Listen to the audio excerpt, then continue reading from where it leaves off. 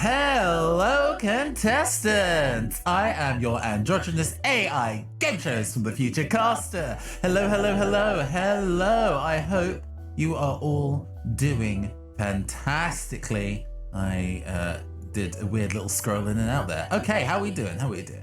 How we doing? How we doing? We're good. We're good. We're good. We're here for another Top Deck Tuesday. Yes, yes, yes. Hold on. Mic check. Hey, body. Yeah, there we go. My body stopped existing for a short period of time. It's because I do not have my ring light on, and so it is struggling to track my face. That would be why. Let's just go and make sure that that's working correctly. While I'm making sure that this is working correctly, I hope that my voice is perfectly, delightfully roboty, and also, oh, come on. And also, very professional here, that should be better. I hope that my voice is the right level to the background audio, and that you're all doing well, and yeah, that we're just vibing. It is very, very shortly until Christmas arrives, which is exciting for some people. Is it exciting for me and my operator? Maybe. Christmas isn't something that we usually put that much stock into, honestly. And in previous years, especially like last year, where traveling during the Christmas season was ill-advised, we spent most of it just kind of, squirreled away, as it were. And that was fine. That's fine. I do not have a problem with that, and I've enough irons in the fire to keep myself entertained, like doing this, for example. But this year we are actually going to go and do a little bit of traveling for Christmas Day itself, which is actually rather uncommon for us. But hey ho. This is probably, well, I've caught a couple of people saying that, oh, this is going to be the last stream I'm doing of the year, and like, nah, fam, I don't know if I'm in a position to get away with just being offline for that stretch of time, if nothing else, because I'd be bored to death. So we're going to be doing our chill stream of Voice of Cards this evening. Tomorrow, we are going to be playing some Wolf Stride, which is a black and white mech anime inspired turn-based RPG published by Raw Fury. I got a code for it thanks to Disobey. Thank you, Disobey, for the hookup. And next week we're going to be doing at minimum Jackbox and a quiz, because I haven't done a quiz in months. And I really enjoy doing quizzes for y'all. So I'll be returning to doing quizzes. But yes. That is pretty much all. Oh, I wish I could give you more concrete for what's going on next week. But you know how it is, especially if it turns out that there are actually things that I can do during the day, or just in general across next week. We might end up spending more or less time online. There's a degree to which that as content creators, we should probably maybe take a break during holiday periods like everybody else is. But I must say that the endless march and desire for content from people doesn't necessarily match up to all that. So we're just going to do our best and continue to maybe make cool shit from y'all if we can. But yes, enough about that. One last thing is that we've done small bits of updates to the stream visuals. You may notice are off to this side, off to the right. We have this new frame. It's animated. We've got the scrolling texture. Very, very glad. Very, very smug about kind of making that work. I was, we continue to learn new things about our tech and how to go and put these bits and pieces together. This was initially a nightmare. I was like making short loopable videos in like After Effects and then converting them into WebMs so the file size was smaller and all sorts of shit like that. And then it turns out to actually do this particular effect, I only just needed like the base image and a mask. The things we learn. The things we learn. Any mutuals who are peeping this and they're like, "Ooh, I wonder how I do that." Yeah, like just drop me a line. I'll tell you how I worked out how to go and do the thing. A little bit of looking at tutorials and a little bit of experimenting, but we got there. We made some cool shit. Anyway, enough flapping my gums. I should probably go and play a motherfucking video game. Oh, yeah. No, while I'm setting this up, while I'm getting the video game loaded, do know that currently I am trying to do a little bit of a fundraiser for new stream tech. Initially a green screen, and then if we earn that, we'll be getting a new webcam as well. You can donate to my tip jar that is not showing up actually in the stream itself, because Stream Elements does not show up in the stream itself, but that's okay. We're just gonna go to here. Oh, please, come on, I preloaded you. Do me a solid. Thank you. Technology. Yes, any donations are much appreciated. It helps me, make sure that my content remains clean. I don't do that much face cam stuff at the moment because being a VTuber is a lot of fun. So you don't necessarily see my operator very much because a lot of the content we make does not necessitate to them to be around. But I would love to do more on-camera things for you. Just, give me the word if that's the thing that you're down for, you know? Anyway, we are entering into our second session of Voice of Cards. It's a very cozy, very traditional, I must say, kind of RPG. So if you're tuning in, just, go and get a cozy drink, a warm jumper, a blanket to throw maybe, and just snuggle up. Have a good time. I'll definitely be taking a break for tea partway through the stream when we get to the halfway point. But yes, is there a way that I can see the story so far? I forget. Oh gosh, this the thing that I didn't do before. A thing that I didn't do before was like looking at all the stuff like the character cards and things. We can do that. I think maybe later on. We'll pop into that. We'll pop into that as we go. But for now, let's just continue with the story. We are in search of information about how to defeat the dragon that is plaguing this land. We made our way through some mystifying woods that a variety of elves live in. We managed to befriend one of the elves, Ridis, who owes a large amount of money, mostly because, unfortunately, she's not very bright. But she realizes that if we slay the dragon together, she could get a decent chunk of money. So she's hanging with us.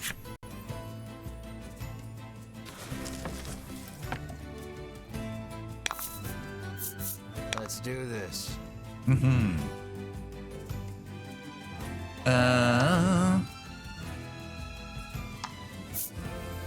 Oh, whoops. That's not how that works. Hold on. We click and drag. There we go. Okay. Oh, 1 HP. Okay.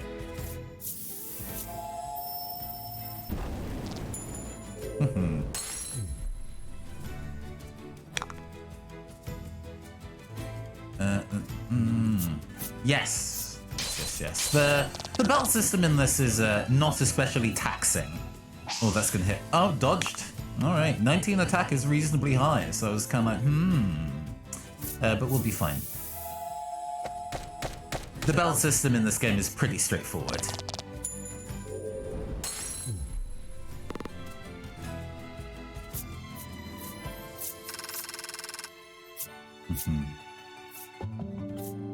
Riz leveled up. Acquired cornered prey. Add 3 damage to target inflicted by status element. Understood. Understood. We keep on keeping on. If I recall, what we kind of like encountered is that there's apparently a village that humans and monsters live in harmony. And we're going to be making our way there because they're probably going to know about dragons because dragons are monsters. A bizarre rock appeared. It seems primed to explode. Oh no! Roll the dice to see what it becomes after it explodes. Go! 6. The bizarre rock transformed into a gold rock. Lucky! 500 gold! Nice. Yes. If you didn't tune in last time, well, you're kind of seeing how the flow of the game goes. As you explore the map is actually a bunch of cards, because this is an entire game entirely made out of cards. Designed to, like, simulate a tabletop RPG experience, although if I designed a game map like this, where I was actually flipping over cards like this as people played, I think it would probably go for quite a while. But it's designed to have a very, well, cozy feel. You see how it be. Let's go for you. Let's see if we poison you. We do indeed. Nice, nice. You are weak to fire, so I'm just going to burn you to death. Ah, close. Get out of here.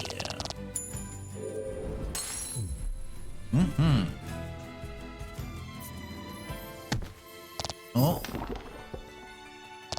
Taking 6 damage.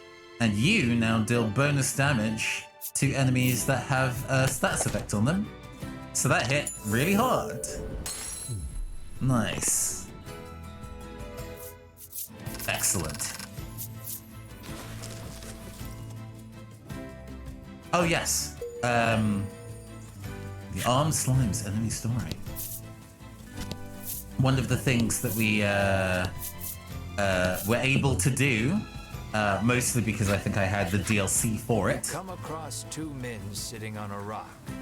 They take no notice of you or the party, but you can hear their fervent discussion.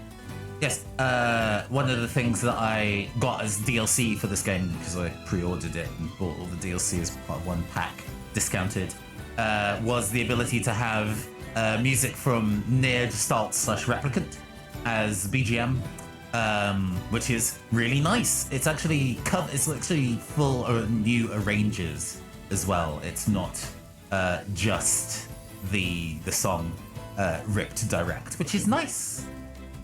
You listen in and deduce that they are a pair of thieves. You lean in, trying to hear what else the thieves are talking about. You catch pieces of the conversation here and there. Listen about that loot. Head south from the harbor and cross the mountains. It sounds like they've just told you where to find their stolen loot. South from the harbor and across the mountains. You hastily grab a scrap of paper, write down what you've heard, and quietly sneak away. Stolen goods cache 2. Oh, yeah. There was a stolen goods cache before that we didn't find either. We didn't go looking for it. But hey, if we can find the harbor, then maybe we can get this treasure. In the dirt, you find an old telescope. Mm-hmm. You pick it up and angle it toward the coastline. Ooh.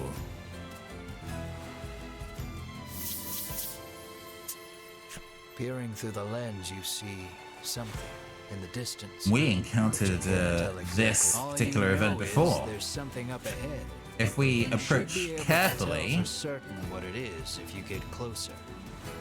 if we inch closer, You toss the janky telescope aside. then and the thing doesn't run away, I don't think. silently as you can. You spot a loitering monster. Mm-hmm. These monsters are a common sight, but you've never seen one move quite like this before. Well, we'll just have to Can't deal with not it. Fight such a unique monster. Eagerly, you draw your blade.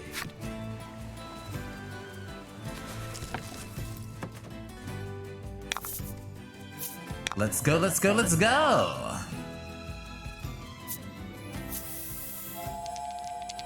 Four or greater. Oh, one. Boo.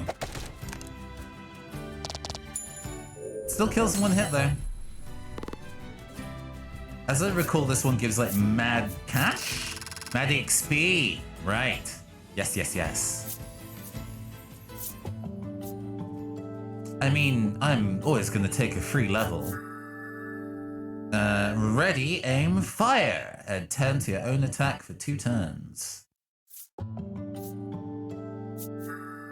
Double proof. Decrease wind bolt damage by 5. Yes, we have our 4th member of our party, Ma, who is not in our present set. We can only have a set of 3. Let me check if that double proof is an actual skill, or whether it's one we need to... No, it's not a skill, it is a talent. Understood. Release, though. Okay, that's fourth skill. Excellent. Abilities. Yeah, so she just automatically reduces wind and bolt damage by 5. That's very good. That's very good. Love to not take damage. The harbor is closed today. Anyone seeking shoreline should move 3 spaces to the southeast.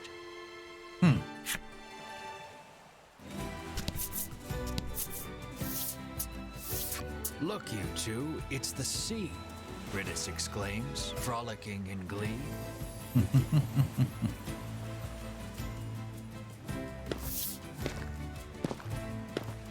You, on the other hand, trudge along as far as you can from the coast, ignoring the hair sticking to your forehead. So, in, I guess, traditional Yoko Taro fashion, our main character, who, of course, we've called Caster for the nature of this story, is like a total asshole and actually rather ineffective a lot of the time, and kind of falls into success by accident, which is kind of funny.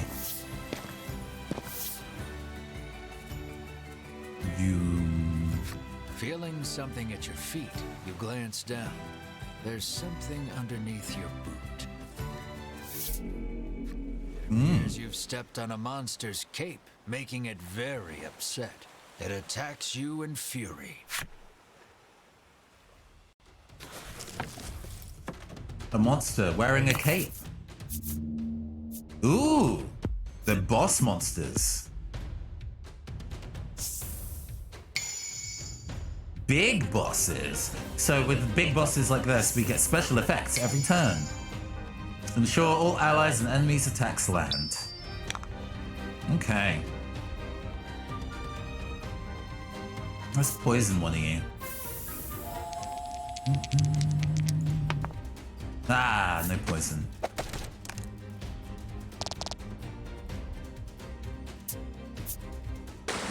Oh.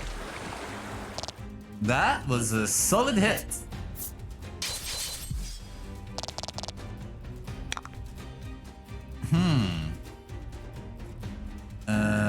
Let's see here. They're probably going to resist fire, huh?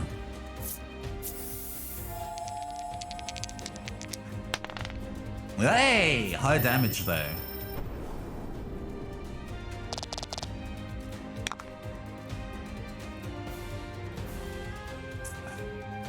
I really, really want to deal electric damage and see if this is enough to kill him.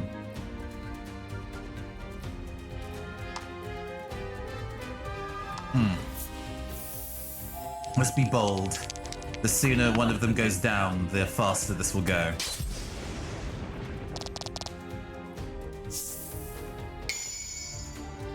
Add 3 to all allies' recovery rate.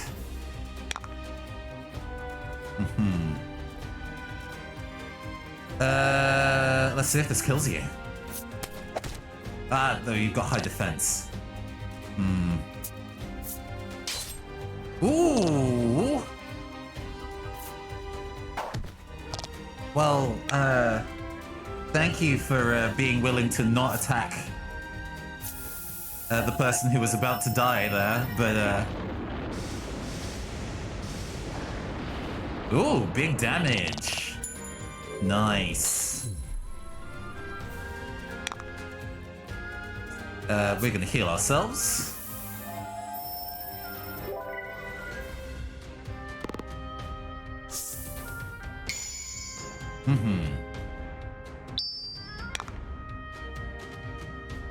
We're gonna duck into here and take this and heal ourselves.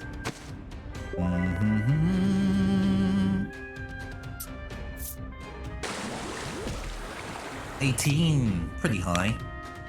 But I think at this point we might be able to go and clinch the fight out if we're solid about how we behave here. Ah, nice. Solid damage, excellent. See if we can close this out. Oh, come on! Oh, the crit though. Maybe that'll do it. Excellent. Not quite. Gain 2 gems. Alright. Well, it's fine. We don't need it. But we're just gonna go for the quick shot anyway and close the fight out. Yeah. You did great.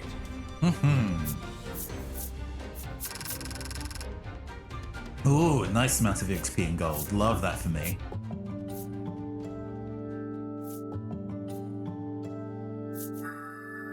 Wisdom of the Dryads. Gain immunity to poison and deadly poison. Alright.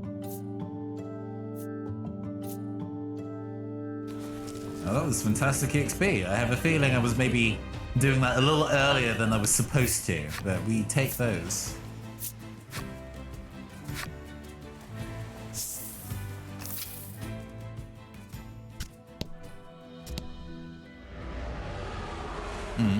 You hear a roar in the distance. According to the townsfolk, it is a very recent phenomenon. Ooh, I see, I see.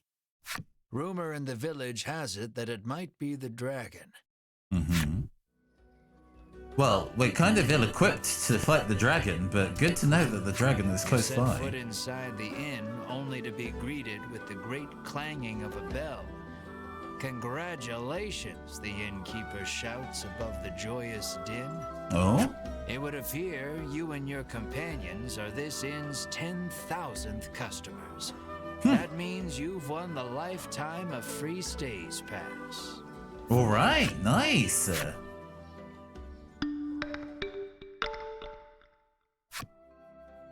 The party leaves the inn feeling rested. Excellent. Oh! The man says the fishing industry oh my. is usually thriving in their seaside town. Goodness. Recently, nets have been coming up empty. He mentions that even the fishing harbor to the northwest has been suffering from poor hauls of late. I see, I see. I must say I didn't process that information. I was too busy, looking respectfully. Yes, indeed.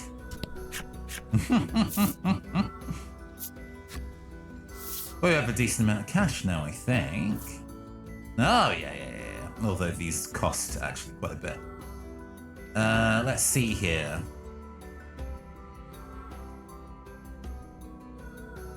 Well, we can equip 3 weapons, huh? Let's go for the Thunder Staff.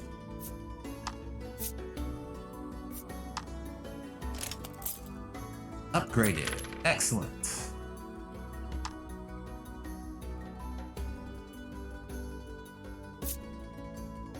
And we're definitely going to... I noticed that being behind on the damage curve for the main character is real bad. So yes, we're gonna make sure we're gonna keep you equipped. Excellent.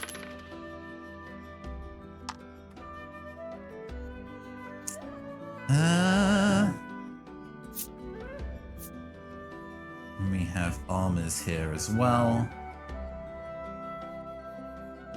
Knight's chainmail can't be equipped by them.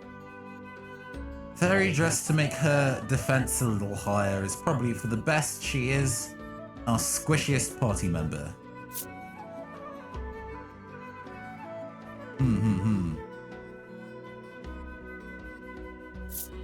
Okay.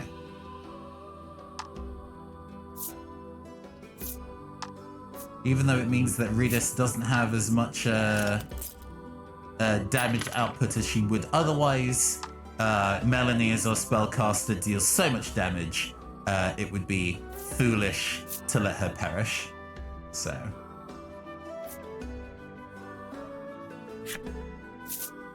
Alright, that'll be all. Nutrition. There's a sign on the door. Not home. Come back later. Okay. Going to shop a game parlor. The game parlor game is absolutely rigged. We're not going to involve ourselves with that. There has been a rise in thefts lately. She speculates the recession to be the cause. She claims that even the cold medicine she always has on hand has disappeared. She narrows her eyes at the crowd, suspecting there is a thief among them, and offers a reward for the return of the medicine. Well, this is very similar to something we've already heard about twice already. Your ears perk up at the word reward, and you immediately agree to help expose the dirty thief. Well, let's see if we can find a dirty thief, shall we? I can feel the dragon's presence. I must inform Lady Winifred, the knight mutters.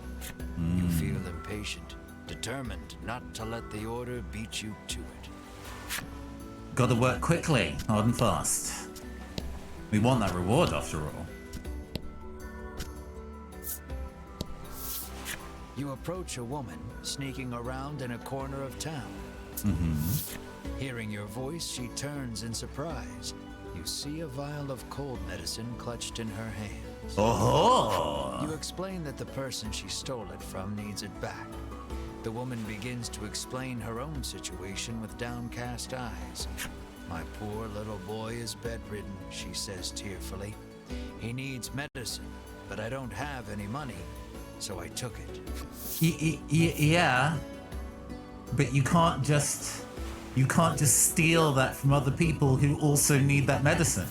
Give it back. I will help you buy more medicine. Theft is wrong. It's You fine. ignore her excuses and take the medicine from her. I'm sorry. I'm so sorry, my boy, she whispers, her voice breaking with tears as she totters away. You feel bad for her and her child, but know you must return the medicine to its rightful owner. Now to receive your reward. I mean, yeah, there's that, but also kind of like, you know, don't... the medical systems in some parts of the world are pretty miserable, but I'm pretty flush with cash. I could help you buy more medicine. It's aight. The woman thanks you for returning the medicine and bestows you with a reward. 6. Sorry, 6. Although, I think we mean we're missing a couple, because I think we were at 3 last time. Unsure if you made the right choice, you return to your journey with a heavy heart.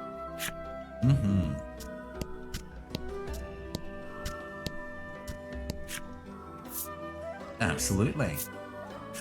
It seems like we've maybe skipped ahead, and we'll be able to get something useful out of this particular part of the woods later on, once we've achieved more.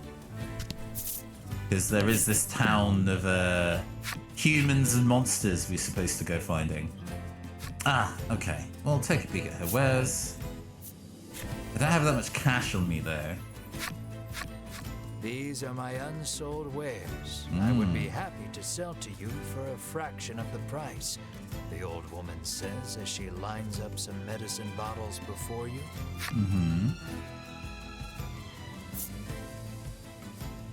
Oh, they're actually very cheap. Excellent. I,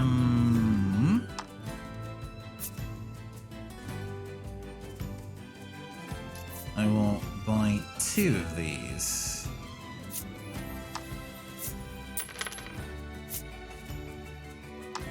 Because I already have a poison cure on team already. Seal, curse. Add 5 to a target's attack for 3 turns. Ooh.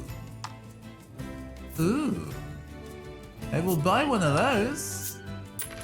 That sounds disgustingly good. Especially if we abuse like status stealing systems. If the enemy's like poisoned or frozen, and then Ridis is drinking the big damage potion, that sounds really good. That sounds like that would be really, really good. In fact, we're also gonna go and buy 2 freeze potions as well. Excellent, thank you. And we are now out of cash, pretty much. I'm closing for the day, she announces as she packs up her goods. It seems you won't be able to do any more shopping here. That's fine.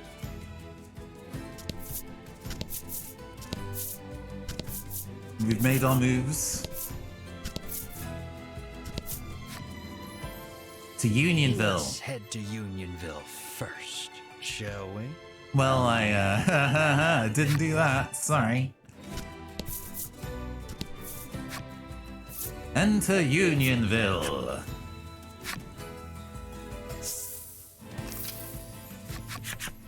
You see something approaching from up ahead. A monster, Melanie shouts, readying for battle. Mr. Flobby, get back here. It's dangerous out there. A young girl chides, taking the Hey, creature good back to evening, the Captain village. Hurricane. I hope you're doing well. I hope you're having a good evening. We're having another chill voice of card stream today. It seems you've finally arrived at Unionville, a village where humans and monsters live together in peace. Have you had a good day, Captain? Ah, Rick and Wild Typhoon. I also placed an order today. There is like a Korean fried chicken place, apparently, nearby me, so I ordered that on delivery today. It was okay. It was alright. Burger was pretty good. The veggie dumplings were also good. The delivery, maybe not so. But hey, I am now full. I think I have like half a stack of cookies to eat when I get bored. When I get bored. No.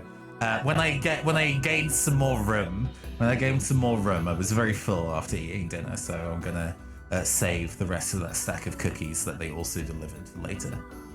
What a weird place, remarks Ridis lightheartedly. I like it. We aren't staying a moment longer than necessary, says an unsettled Melanie, her distaste for monsters plain on her face.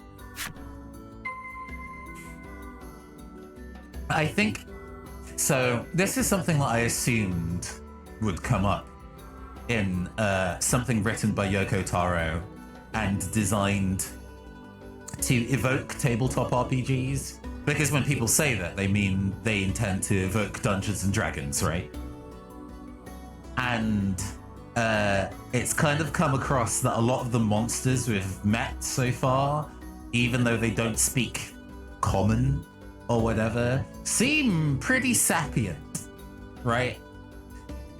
So the fact that we're kind of like murdering all of them without giving them a chance is, what is it? It's called a murder hobo or murder tourists. The idea that the moment that you kind of move somewhere new, you fight and kill anything in the space. No scabs in Unionville. Absolutely. Well, we'll see. I have a feeling I predict a dark secret, Jonas, in this area. I hope you're doing well, by the way. I caught your latest Patreon update. Very cool, very cool. The woman frowns deeply, claiming the cakes she bought for her beloved furball have all been eaten by someone else. Oh, how low stakes. A quiet furball sits with crumbs around its mouth.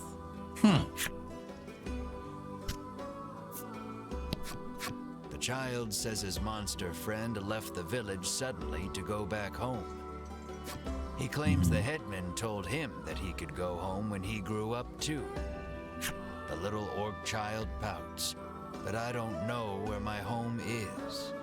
The orc design is very cute.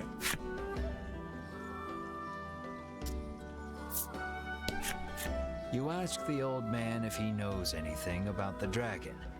No, sir, he answers. All I know is that it brings more trouble to this already troubled world. But our headman is a wise and worldly man. He might know something, he remarks, pointing at a house not far away. Ah, yes, up there. That's fine, but I want to go and chat to everybody first. You know how JRPGs The little be. goblin sulks as he gazes upon the withering flowers he tried so desperately to take care of. He looks at you with tears in his eyes, silently begging you for help. How?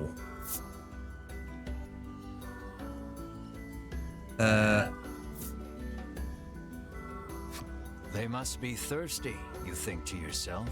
Then douse the flowers in water until... Stop, stop! The goblin shrieks angrily.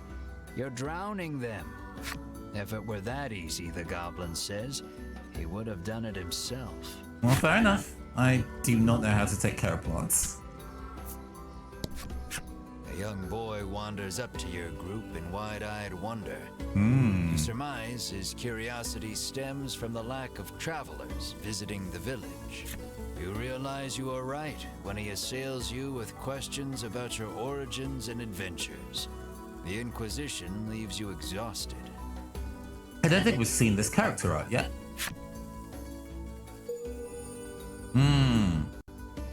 The simple boy.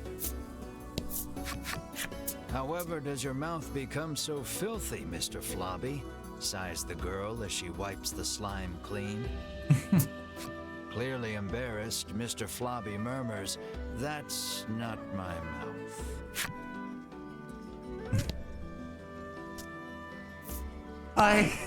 The little orc child is engrossed in a fairy tale. The title reads, The Legend of the Dragon. Oh, I'm just gonna move on. I'm just not gonna think about that too hard. Oh. Let's sneak a peek. You take a peek into the picture book and come across a passage that piques your interest. Defeated by the king's army, the dragon hid itself away. To where, you wonder? Then recall that this is merely a fairy tale.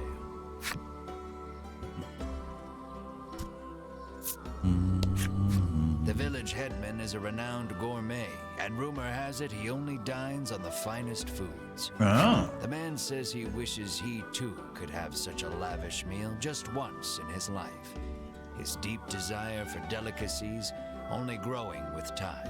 Wait, you're a friend of the headman, and the headman refuses to. Hearing a serious man unflinchingly pronouncing Mr. Flobby never gets old. For sure. I do wish that the narrator did character voices. But then I guess that would be demanding a very large amount of range from one person. But I do enjoy... I think when we played last time, there's a section where we found an ocarina and a big kind of like Legend of Zelda Lost Woods send-up kind of thing. And he just kind of deadpan read doot doot doot dootly doot doot doot, which very good, very good. The game knows what it's doing. The average man. Wow, a new friend, and so big too, the furball exclaims in glee as it rushes over to Mar. Mar stares off into the distance as the furball snuggles up to his leg. Oh, that's cute. For some reason, Ridis joins in on the cuddling.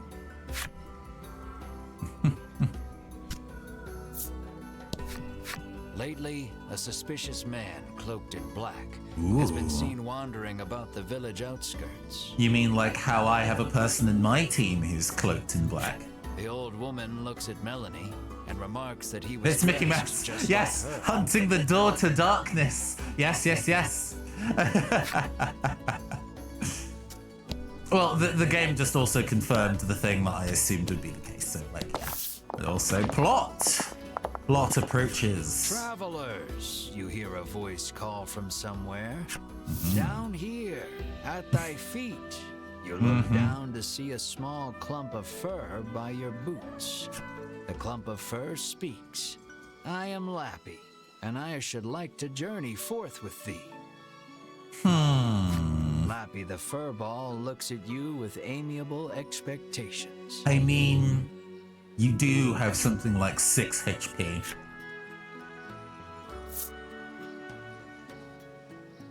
What makes you think we'll be your friend? I mean, I have a feeling this choice doesn't matter, but do we be mean? Do we be mean just for the giggles? Or are we going to be nice to the furball? I'm interested. Let me know. Because so far the choices that we've made have not been especially be mean. Okay, exactly. What makes you think we'll be your friend? To join us, you ask candidly. I heard a voice calling my name, so I must find to whom it belongs, he answers with a faraway gaze. Oh, okay. No more monsters, comes Melanie's cold reply. Ah, since we already have Ma, I understand. When you say more, do you mean Mar? You ask. But Melanie doesn't answer. Thoroughly rejected by Melanie, Lappy bursts into tears. And this is what we did. We did this. Lappy says he has no friends because of his aged face and speech. All alone, he decided to leave the village on a journey. Aged face. The party is silenced by the crying child with the face of a grown man. You tell Melanie to be nice, and quip that both she and Lappy could use a friend. And they just argue. Exhausted from arguing with you, Melanie half-heartedly agrees. Fine, we can be friends. However, she says that they are on a dangerous journey to defeat the dragon. As such, they cannot take a child with them. Lappy leaps up and hugs her in his excitement, exclaiming, "Thou hast made me so happy." Thou. God, I choked on my drink. Thou hast. Good God. Does this have a mechanical benefit? Melanie says, peeling Lappy off of her and placing him on Du the ground. hast. Though she thought all monsters to be evil, Melanie feels that the ones here are different. Finally, a friend. This is all great, but we didn't actually meet the Elder at all. Oh, it just interrupted us in the process of going to meet the Elder. I see. Cool.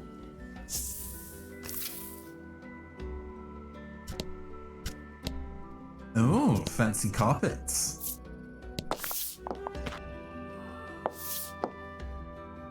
You bow, but before you can speak, Look how the man skinny suddenly man's legs are. introduces himself as the village headman. Yeah, you're definitely headsman and not legsman. Look at them twigs. He laughs, then shamelessly praises his own village as being wondrous and peaceful. And who are you? He asks. What will he answer? We're the heroes who's gonna take the dragon down. There's no point in lying. After explaining that you are on a quest to defeat the dragon, the headman invites you to rest your feet a bit in his village. Well, thank you. He says that he had heard rumors of the dragon when he traveled the world. You must be tired from your journey. Have a seat. I will have my chef prepare a feast, the headman says, then claps his hands twice to summon a stewardess. Oh, I mean, the illustrated food in this game does actually look pretty nice. Extravagant dishes that you have so never full. seen before Goodness. are placed on the table before you, each one looking more delicious than the last. Is Ma gonna inhale all of it again? You're drooling, Melanie scowls. You hadn't even noticed. You wipe your mouth with your sleeve, then gasp as you turn to Mar. Perhaps in an attempt to hold himself back, Mar is gnawing on the table corner. There. We'll eat soon, you reassure Mar while gently stroking his head. The doors fly open in the next instant, and a girl runs in. With tears in Mr. her Flobby, eyes, she tells you that her dear companion, Mr. Flobby the slime, is missing. You're right. The deadpan Mr. Flobby is very, very good. The headman's eyes go wide in surprise. We must find that slime right away, he says anxiously. You are starving, but it doesn't look like you'll be able to partake of the feast before you because of Mr. Flobby's disappearance. I mean, if Mr. Flobby's disappearance kicks in jams like this, then he can disappear any day of the week.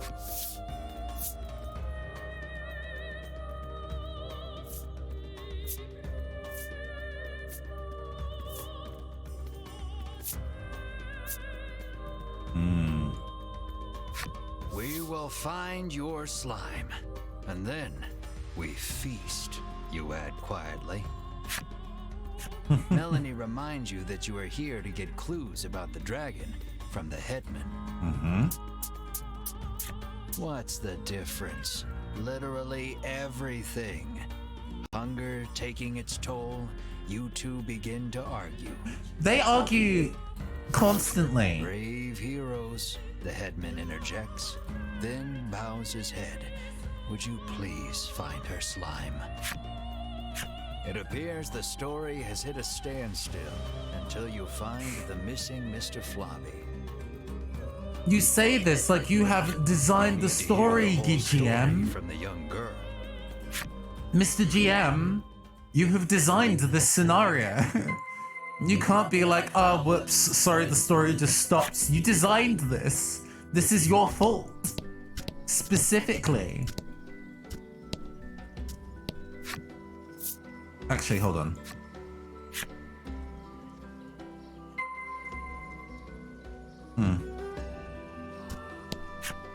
Any travelers with magical little critters can stay for free, the innkeeper informs you. It appears the headman's long-standing pronouncement on the welcoming of all magical creatures also applies to you and your party. Mr. Flobby, the nightmare entity of Joel's house party. Very good. Very good. Yeah. The kind of legacy of Mr. Blobby as an idea is very, Sobs, wailing about the missing Mr. Flobby. I mean, as a piece of pop... No. We're gonna fuck voice of cards for a second. We're gonna talk about this. Because... odd stuff of absolute nightmares. I mean, that's the thing. That was intentional. Like, Noel Edmond, I think is his surname, designed the character of Mr. Blobby specifically as a send-up for how creepy children's mascots are, which is why the voice is horrendously distorted and the eyes are unblinking and the character design is like a shade of puce. That's all intentional. It's all by design. So it's always kind of surprising. I mean, it's also effective, I guess, but it's always kind of surprising where people are like, oh, remember Mr. Blobby? Gosh, our childhoods were terrifying. Yeah, it's on purpose. It's all described as all the levels of irony the British require in their comedy. Yeah. I think it's when a piece of pop culture becomes so mimetic, people already forget the like initial intent of the thing. Always kind of catches by surprise. It's kind of like, oh yeah, no, this is the thing worth remembering. It's also worth remembering basic media literacy. But yes, character design very effective. Actually, there's a big you know how like in its time immemorial, British TV, especially the BBC, likes to kind of make a big thing of Christmas number ones and parody number ones. The BBC has done one this year that is essentially its entire history of like kids facing puppetry. So it has like Basil Brush and current era hacker, and oh my god, I have such a poor head for these kind of like puppet mascot characters, but it has the whole gamut for the since decades. And Mr. Blobby is in that lineup, and it really sticks out as the odd one out, as the only one of that cast that is terrifying entirely intentionally.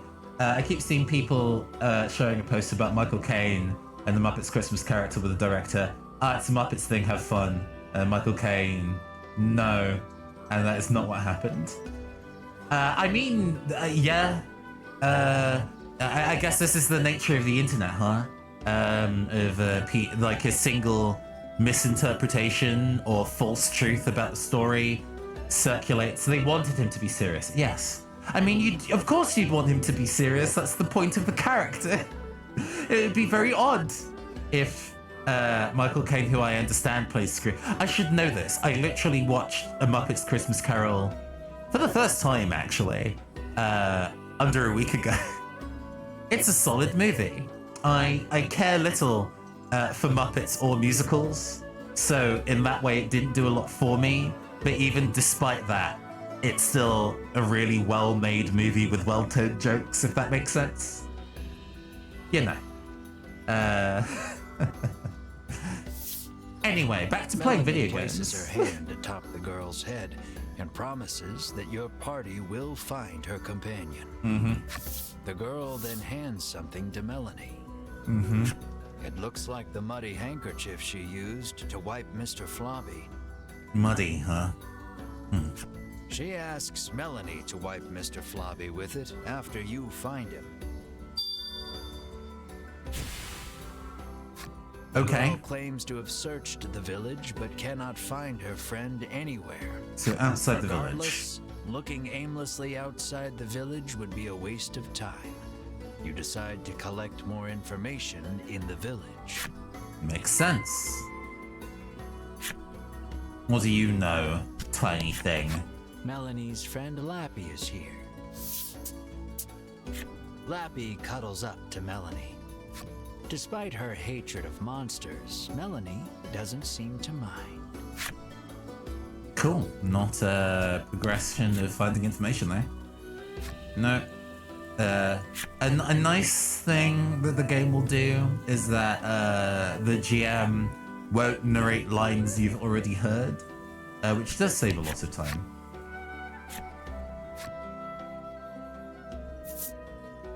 Let's try giving them some salve. You pour the salve onto the flowers, and they stand up tall.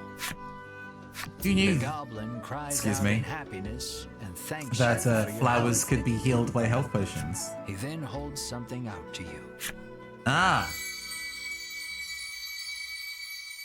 5. Wait, if that's 5, then where's 4?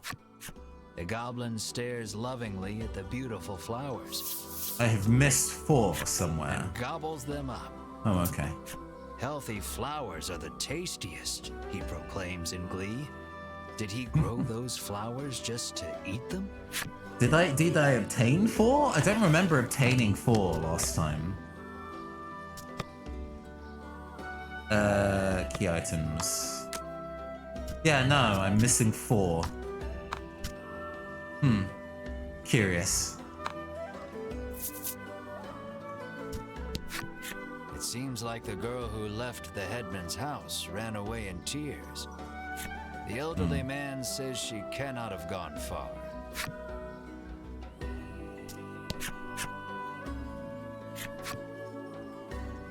Nope, it's already seen that conversation. Sure.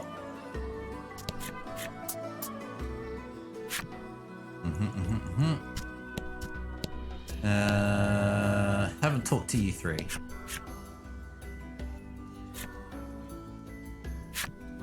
Lavish meals.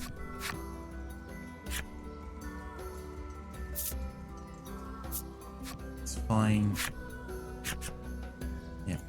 Yep, we've seen all this already. Okay. Oh, it's glowing. I didn't even She see says the outline she of that saw was a glowing. suspicious man in black with a slime outside. Ah. Well, that She looks claimed they went northwest. Did that man take Mr. Flobby? You resolved to leave the village in search of the pair. okay. We know where we need to be. Let's go.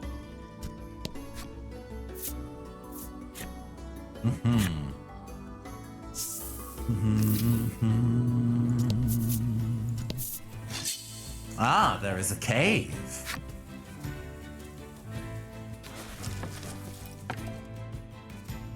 We also have new weapons and shit, so we should hopefully be dealing much more damage.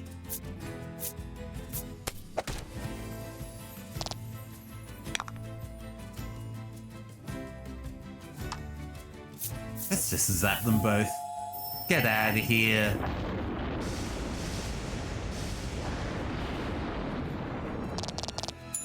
Yeah, there we go.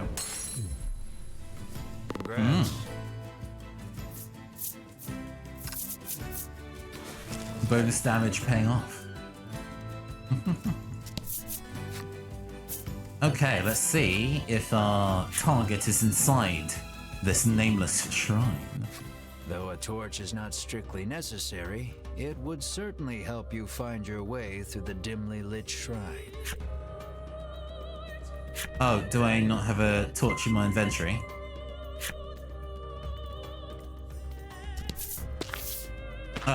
Your What? footing is obscured in the dimness of the shrine. You should probably proceed with caution. You go forth slowly but steadily, taking it one step at a time. You take a good look at the floor and see it lined in trails of viscous liquid. No doubt a slime or 200 have passed through here. Let me actually take a hint and go get this torch then. It seems like the torch is per dungeon and is consumed upon leaving. So let's go buy a couple torches now. I don't need to think about it again later. Item shop.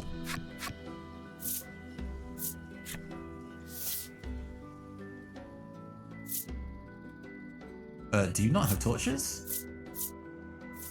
Oh.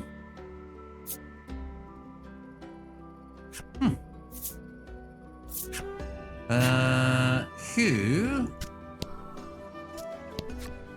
Welcome. Right. 100 gold pieces will get you wherever you're headed. The master says as you Yeah, you will okay. be instantly transported to any location you've previously visited. Travel for 100 gold pieces. I'm gonna go to Nexton. We're gonna follow up on a bit that yeah, this one doesn't have a fountain, that's right. Because when we were like playing last session, experimenting with last session. Gosh, when we were playing last session, we got a thing about finding a past the fountain. Actually, I can. Wow.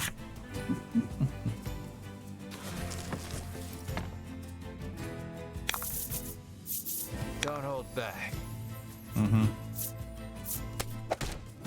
Oh, one hit, one kill.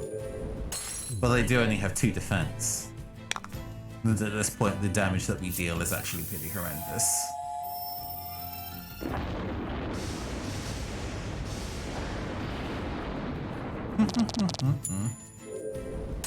Yes, so when we were exploring this area last time, we got hints about treasure.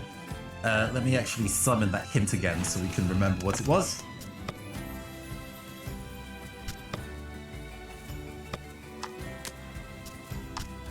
Yes. Stolen treasure, cave and mountain, past, near fountain. So it's like finding a fountain first. Wherever that might be. I don't know where that is. We'll see if we can run into it.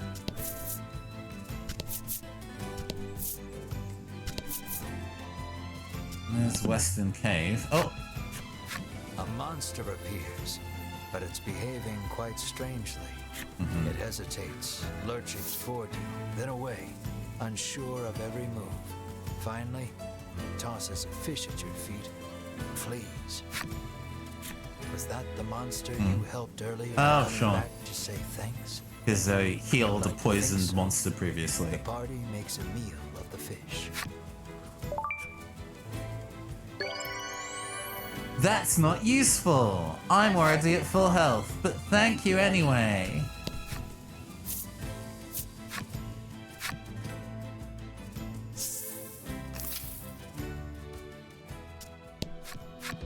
There's a well, not a fountain.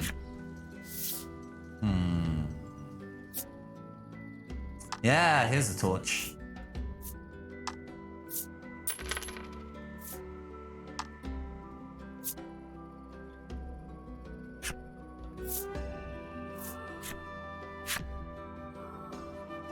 Now, where is this fountain?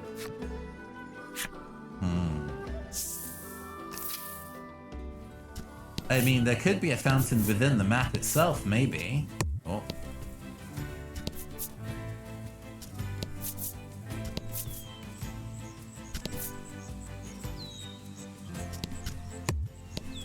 Not exploring this entire thing here, huh? Let's make our way. Oh! A merchant. I do not have the money to buy There's anything from nothing merchant. you need to buy, so you pass by without paying it any mind.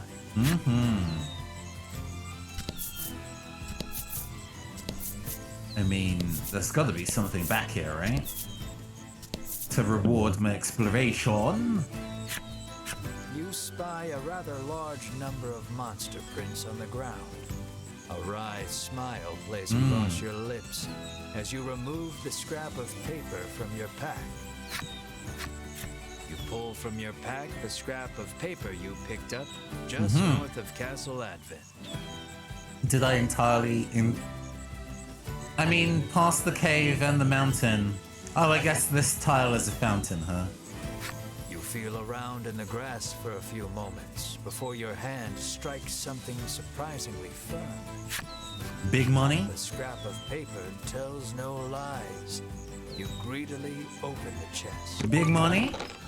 It's 1,000 gold. I mean, I had no gold, like, literally seconds ago, so I suppose 1,000 gold will do nicely.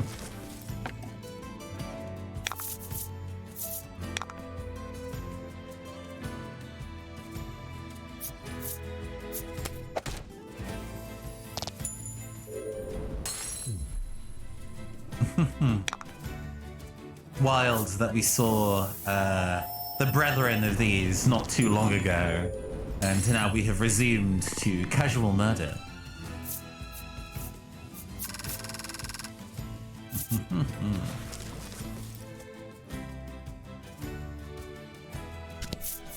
Okay, let's, with that out of the way, I do actually want to, I do wonder where the, card number 4 is, if I've missed card 4. I think I have all the cards from this area, but, you know, you never know. You never know.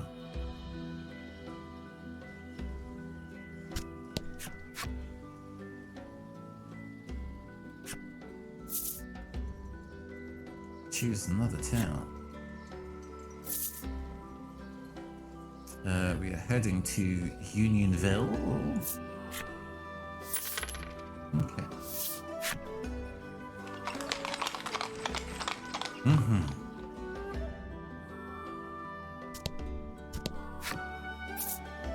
All right, let's keep going.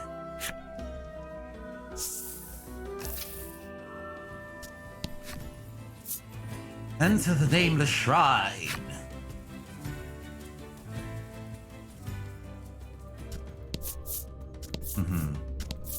So we can see much better now, and character. It looks like poor Mr. Flobby is being held captive by the mystery man. Hand over that slime, you shout to the man in the dark.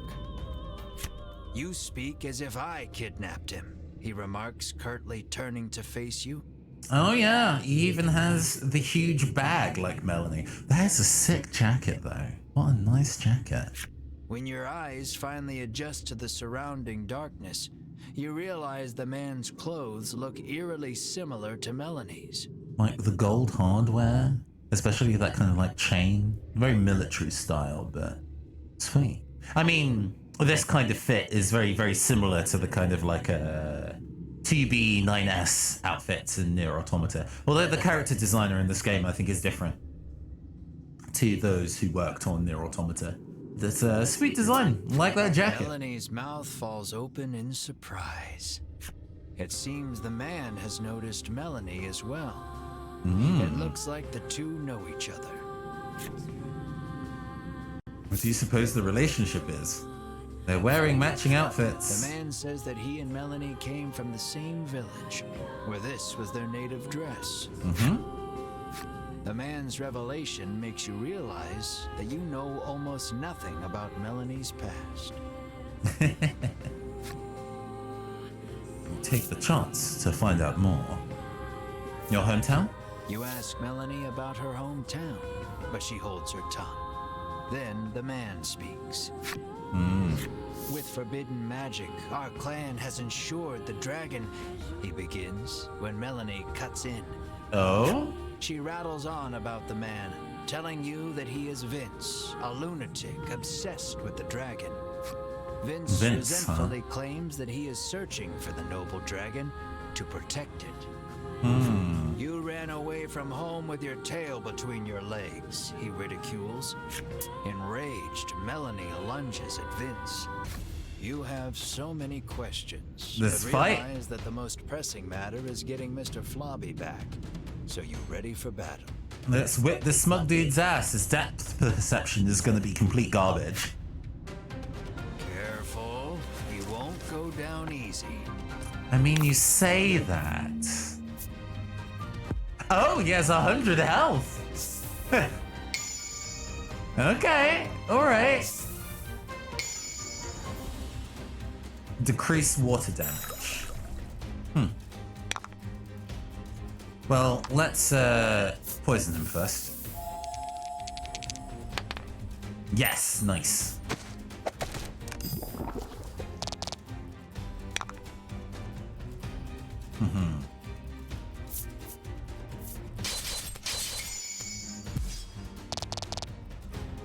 Critical. I wonder if he actually has a weakness. Ugh. Oh. Oh, man. Almost 30, like over 30 damage in one set. Oh, 11 damage is pretty harsh. Increased water defense again. Nice. Alright, now it's time to take aim.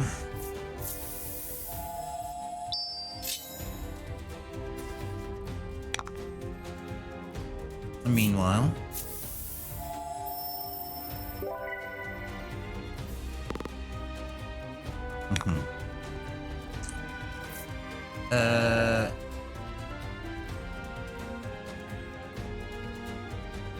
No, this is fine. 18 damage.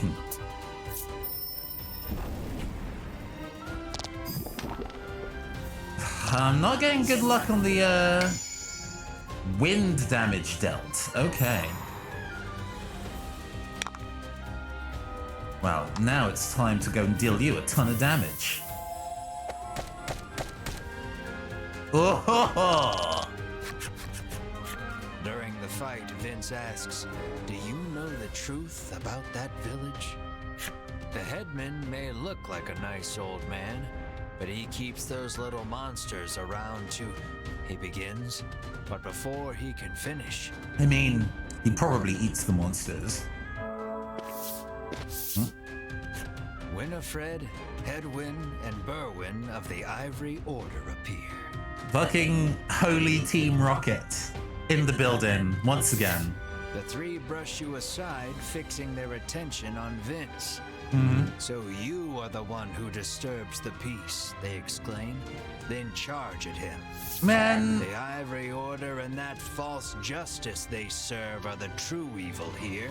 He retaliates, fighting back.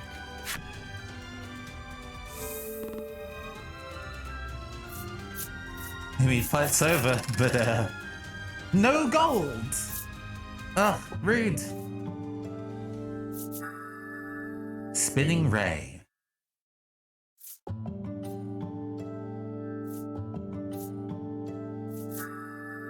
Charge spell. Provoke, huh? Seeing the two parties occupied with each other, you realize this is your chance to grab Mr. Flobby. Alright. Save Mr. Flobby! Perhaps wary of humans, Mr. Flobby dashes out when you draw near.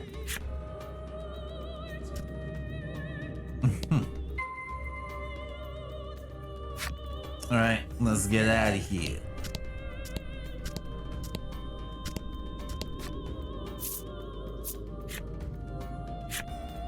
When you draw near, badum-cha. Yeah. When you Oh, it reach looks out to angry grab now. Mr. Flobby, he suddenly attacks. Lower Mr. Flobby's stamina to calm him down.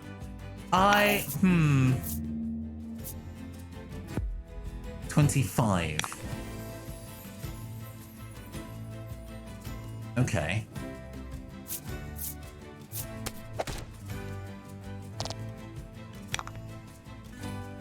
Plus. Plus.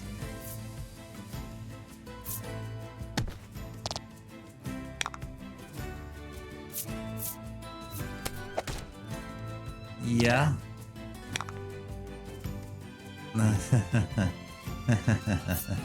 Plus. Actually, I have a bomb that does 5 damage.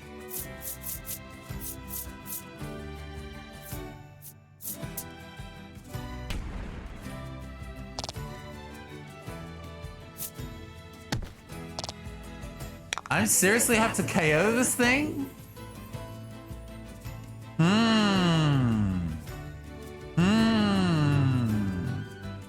I can't help but feel that I'm being backed into a corner here to do a cruel thing. Considering.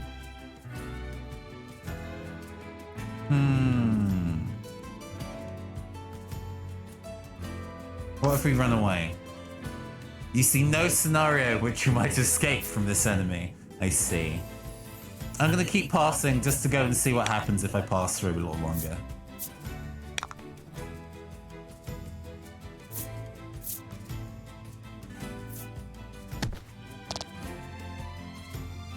Alright, fine.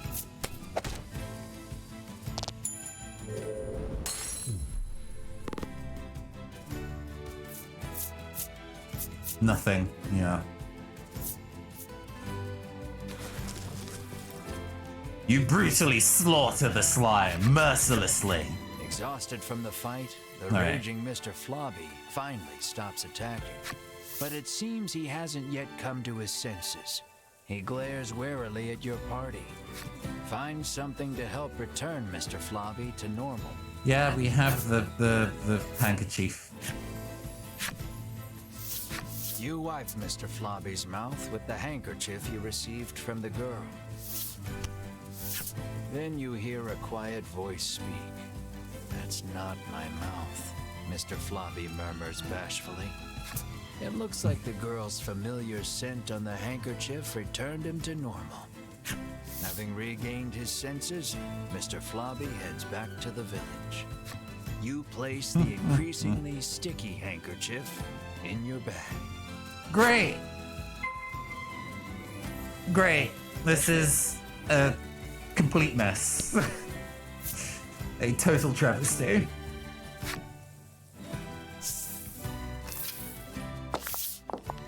Okay. Lappy He approaches and tells you that Mr. Flobby has returned. Mm-hmm. All right, Mr. Flobby, give me the lowdown. What's the 411? Is ecstatic that Mr. Flobby is finally back home.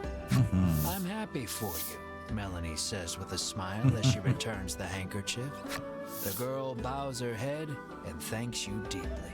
I do enjoy when the cards do stuff like tilt or wiggle to suggest action or emote. That's very fun. Mr. Flobby looks as slimy as ever. You just hope it's a happy slime. The times where we've been playing, like, way back when we were playing, like, Arcana Core, right? We were using tokens for that rather than being on webcam, and moving those tokens around the space, and then moving them and rotating them and flipping them and stuff to suggest emotional position or acting. Was really satisfying, and I think still managed to convey a whole lot. So it's really neat that this game does something similar. The headman wants us to bring Mr. Flobby to him. Would you mind, you ask? Of course not. But bring him back soon, she answers with a bright smile. I don't know. He's probably gonna eat it. He's probably gonna eat the slime.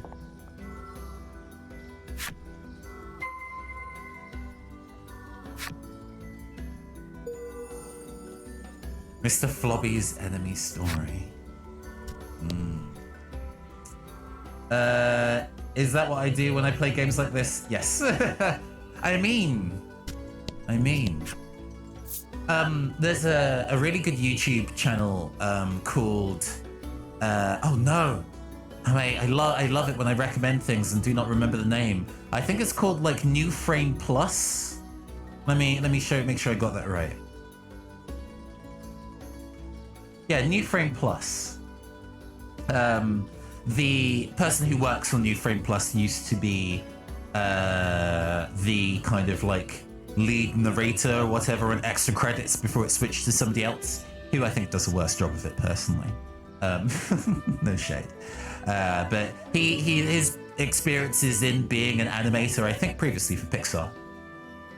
So he does a lot of videos specifically about animation in video games, and he's been working on this series recently that, I mean, they're usually a couple months apart each.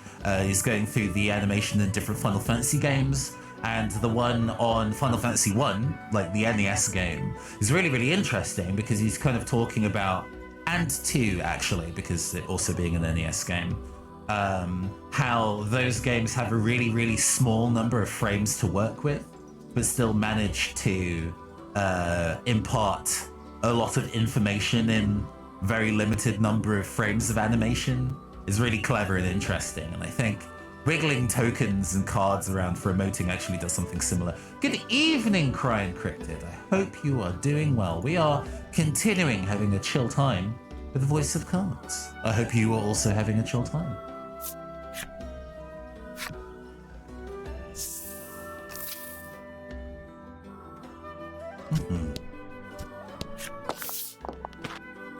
I am so happy to see you safe and sound, the headman exclaims, giving Mr. Flobby a hug. You explain everything that happened, including the incident with Vince in the Ivory Order. He expresses his relief that the Order will be taking care of the criminal. Ah, the new Spider-Man film. I've been meaning to.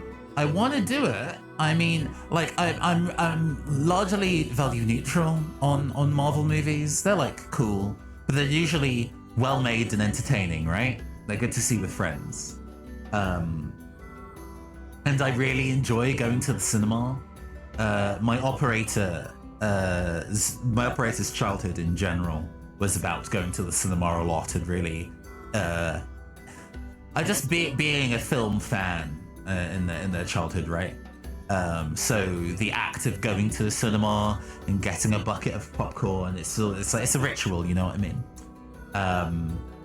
But under current circumstances, it's kind of less appealing, you know? I guess if you're going to like an empty ass cinema at a time that nobody else is going at, is probably not going to be a problem. Doc Ock. Yeah. I think I kind of largely. I mean, Doc Ock was in. Was Doc Ock in, like, the Sam Raimi Spider-Mans? Maybe. I don't remember. So long ago. Mostly I remember Doc Ock from, like, the like, early 2000s Spider-Man TV show. And then, like, Olivia from Into the Spider-Verse. I'm quite excited for the sequel of Into the Spider-Verse, actually. He then thanks you for your hard work and instructs his stewardess to prepare dinner for your party. I mean, like, Miles Morales is the best Spider-Man, right?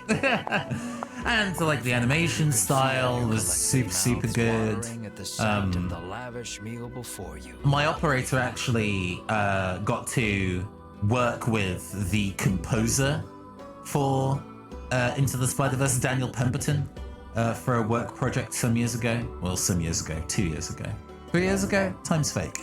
So in that kind of way, yeah. Technically, he's one of the few people out there that has Daniel Pemberton's phone number. But Pemberton is really famous for being like an orchestral composer, but using lots of different tools and ideas for composing works. So the fact that Into the Spider-Verse works with a DJ to use the elements of scratching and beat juggling to build a new kind of like style of music in that is super fucking great. Yeah, really love that. It also kind of reminds me of that One Piece concerto for turntable and orchestra. Man, we're Googling all sorts of different things today. Oh, before I forget, let's go and paste the link to animation of Final Fantasy 1.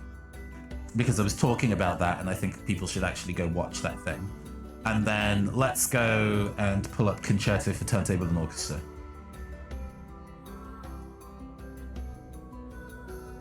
By a dude called Gabriel Prokofiev. Performed at the proms.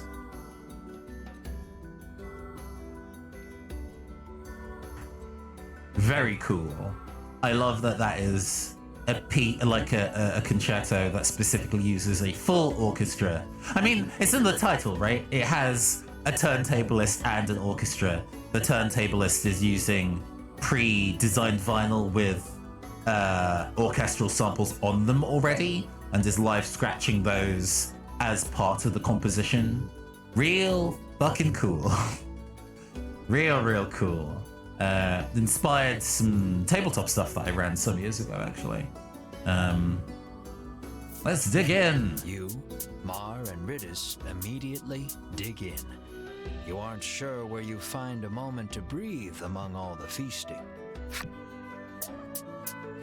Please, eat to your heart's content, the headman insists with a smile.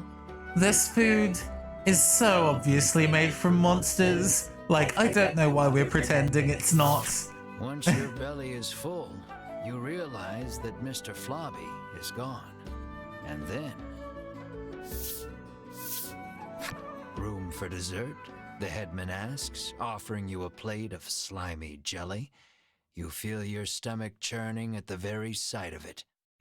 The color strikes you as familiar, and the stickiness sends a shiver down your spine. Could it be? Ha! You can just still eat it. You can just eat it anyway. Great. Hell yeah. Let's go. You cannot shake the feeling that you know this jelly, but reach your hand out to the dessert anyway, only to have it stopped by Melanie. Melanie, you coward. Is this Mr. Flobby? You ask the headman, your voice trembling in disbelief. The headman looks at you with a plain expression, one that holds no malice. Is that a problem? He questions back. This dish is a masterpiece, he remarks with a light-hearted chuckle as he gazes at the jelly. Oh, yes, the Crying Cryptid. We've been spending a lot of this stream so far being mildly amused at the deadpan way that the narrator says Mr. Flobby. And I have you brave heroes to thank for it. Had you not brought that slime back, we would not be able to enjoy this exquisite dessert. I mean, this was pretty clearly foreshadowed, so I don't know if I feel struck by the dark fantasy nature of this, but yeah.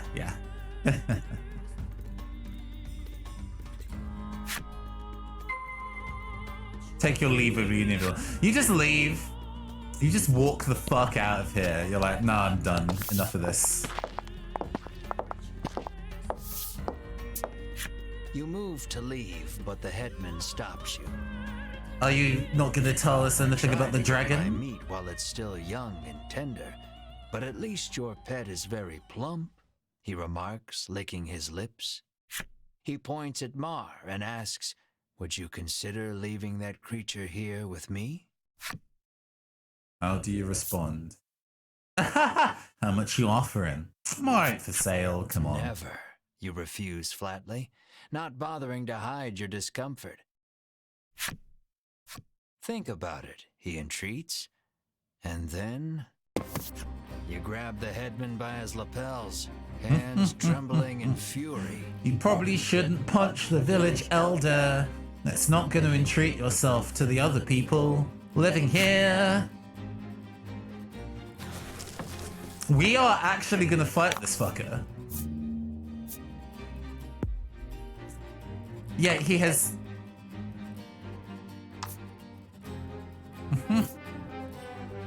Uh-huh.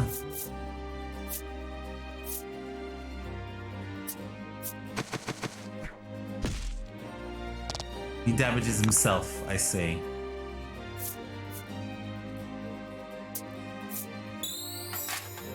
Mm-hmm.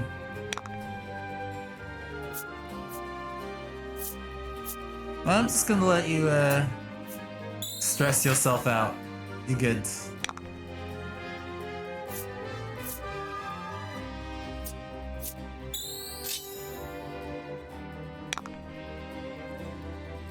Oh, yeah. So, this is a specifically Grimoire near table. So instead of the gems that we get little Emil heads. Yeah,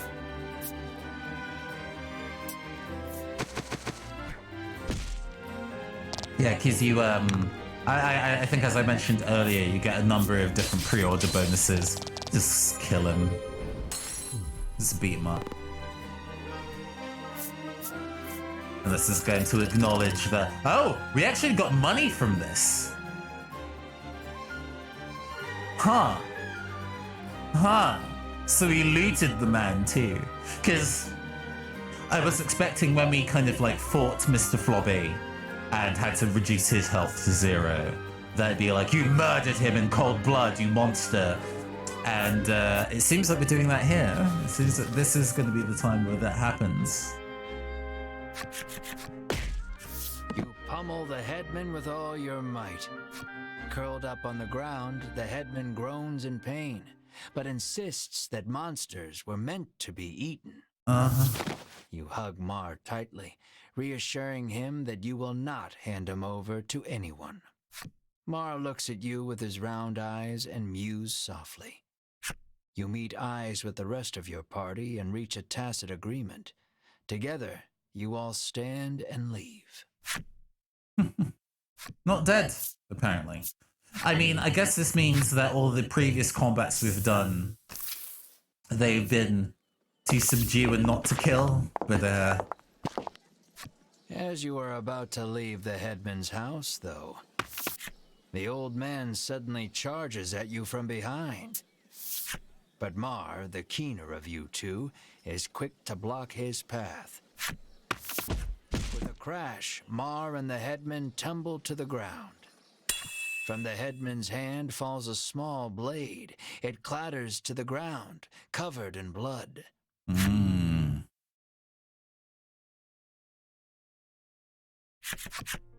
You take the injured Mar to an inn where you can watch over him. You gaze at the unconscious Mar with concern. Despite the shallow wound, no amount of medicine seems to rouse Mar from the bed.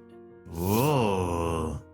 I heard that my friends were in danger, so I came as quickly as I could, Lappy says. No thines and thous this time when you're being fucking serious, huh, Lappy? As he reaches Mar's bedside, he leans over and licks his wound. This is what-you-call-it extract, he shouts. What? He explains that it is a poison extracted from a certain monster. If it enters the body, it drastically reduces one's stamina. That's not useful. Hearing those words, you realize the headman's blade must Oh, have been right. coated in this poison. Mar's condition starts to make sense. Isn't there anything we can do, Melanie? Lappy's eyes widen in realization before he places his mouth over Mar's wound and begins sucking. He then puts the what-you-call-it extract into a bottle and hands it to you.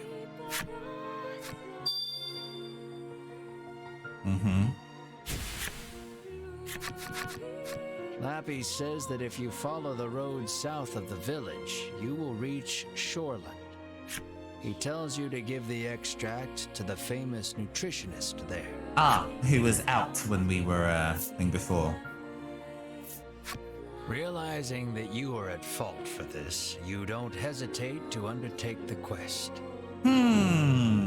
Whom was at fault? I guess it's kind of like I should have been The extract psychically aware of being attacked from behind. No effect on one, Lappy remarks with a curious tilt of his head. Oh. Does this maybe mean that Mar is not actually a monster? I mean, Mar was not currently in our party anyway, so... The village headman's flipside story.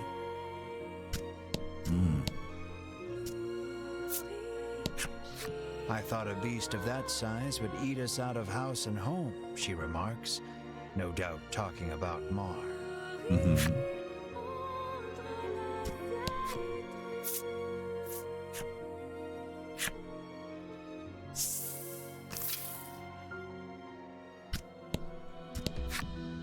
Alright, let us continue. We've already been to Shoreland, so we can just teleport there and save ourselves a lot of time. Oh, no, we get a chapter moving. A monster vanishes in a village where such creatures live together in peace with humankind. While on its trail, the proud witch encounters a one-eyed man from her past. As the Ivory Order and Mysterious Man cross blades, the self-proclaimed heroes slink away to see the monster missing home. The hidden village secret comes to light. It is united in name alone. A monster falls protecting the would-be hero from the headman's blade. Knowing they must save their precious companion, the party sets out to the next town. There they meet two stalwart men who devote their lives to nutrition. Chapter 4, Shoreland.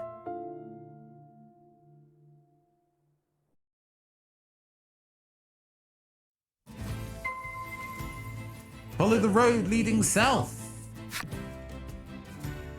Dun, dun, dun, dun, dun, dun, dun, dun, dun, dun. Can I return here very briefly?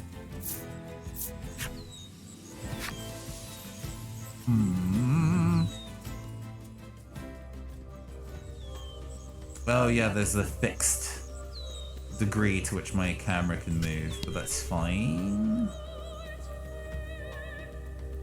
I mostly want to see if I can find the...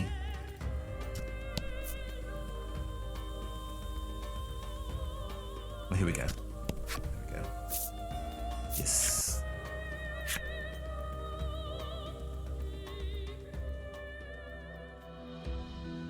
Who is a person that needs help? Since I apparently missed that request before. Apparently she's heard rumors of the dragon destroying another town somewhere. The girl heaves a sigh of relief after learning the fire wasn't the dragon's doing. You didn't hear it from me, but the cause of the fire was, she whispers baseless gossip in your ear.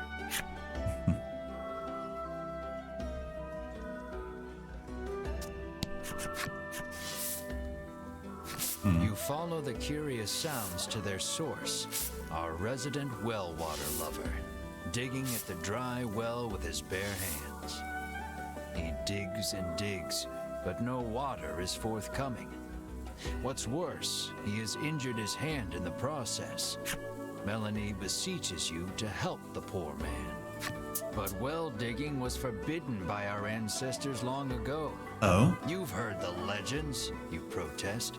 Oh? How is that the best lie you can come up with? She snaps back, appalled.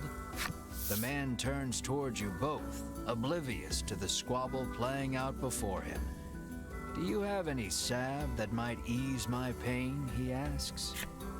Yes, we can give him a health potion. Hand the man some salve. We have spares. The instant he applies it to his hand, he resumes his furious digging, this time punctuated with shouts of "I feel incredible." Not long after that, water erupts from the ground with a force unlike any you've seen. He sidles up to the jet of water and begins drinking from it as one would from a fountain. He is once again in his element. Glad we could help. You mysterious card 4 to show his appreciation for the salve. Just the fact that it's in context of the narration that I'm being physically given a card in a world where, are we cognizant that we are all cards? I don't. But at least we now have 4.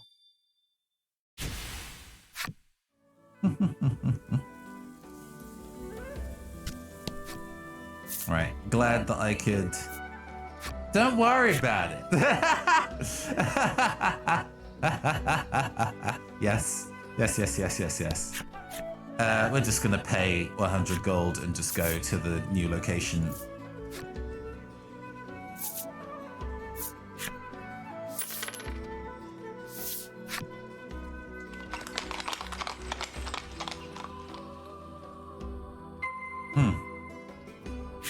The nutritionist.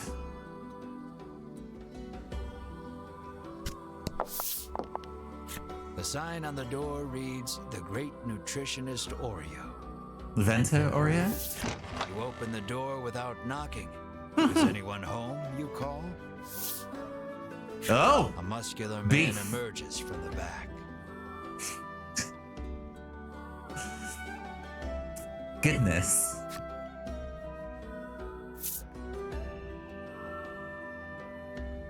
Look at that toned physique! Praising his musculature seems to put him in high spirits. He is just wearing a wide belt. That is not what would constitute as shorts or a skirt. That is just a belt with tassels. Anyone can achieve a body like this with the proper diet, he explains. So why don't we enjoy a life of love and nutritional meals together? I mean, Have mercy, you think? Then immediately change the subject. You politely ask if he is the nutritionist. Indeed, I am the nutritionist Oreo, he answers.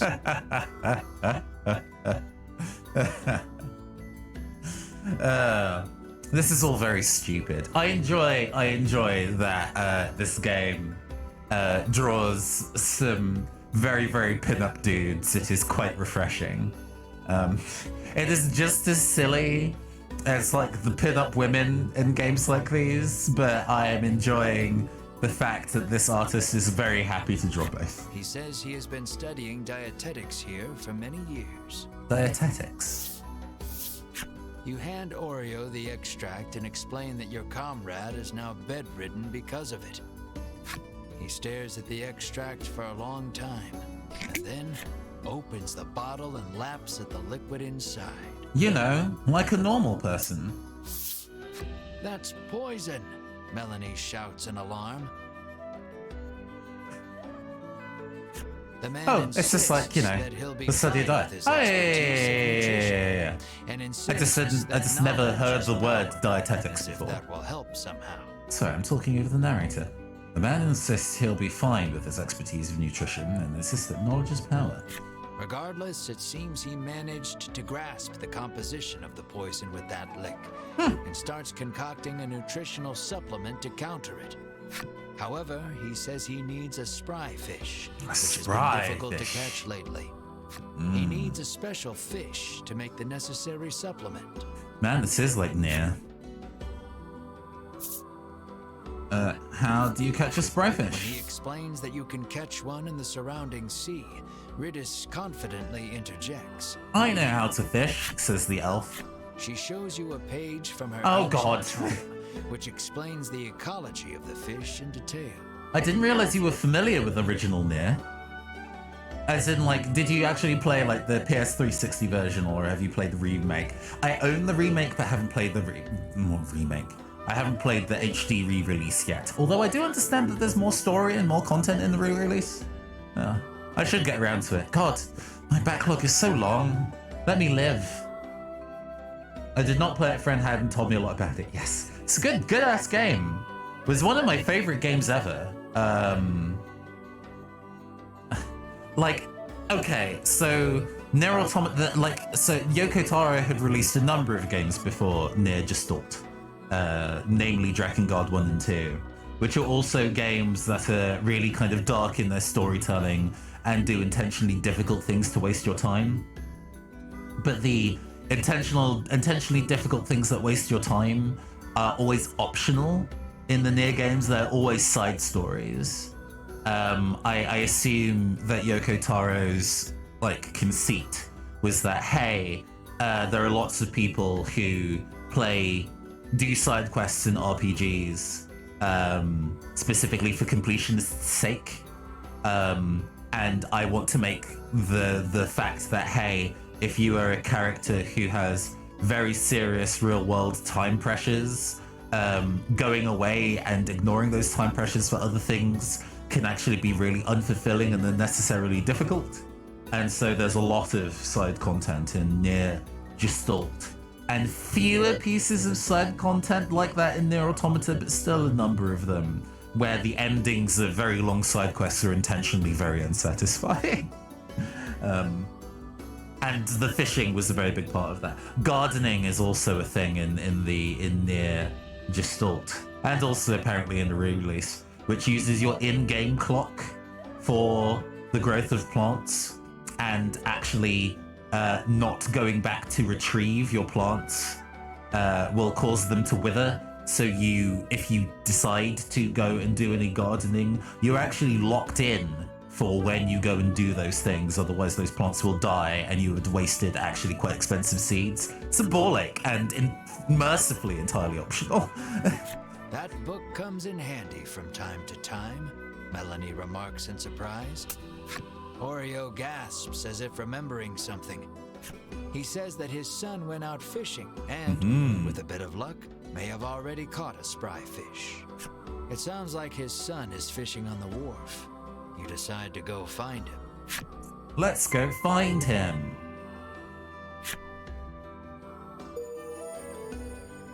Ridisu's flip side story.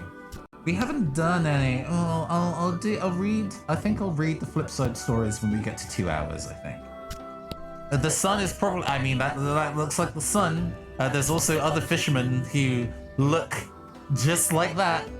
You know. I mean, it's a little top heavy, to be honest, but. And that bowl cut leaves something to be desired, but definitely an impressive physique.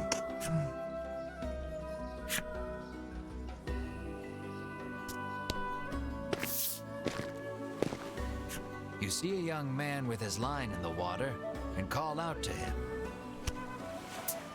He turns around and flexes, shouting out suddenly, "Power is power." He has a very hourglass waist, actually. Considering, like, how incredibly boober this man is. He's quite lithe. No ass. Very, seemingly specifically, zero ass. But, yeah, very sculpted. You stare, enchanted What a by video his game. bulging musculature. There is no doubt in your mind that this is Oreo's son. Do I take screenshots of this game and go to the hero.exe Discord and be kind of like, hey, so you got some sexy ladies in your game. Have you considered? He asks if you have business with him.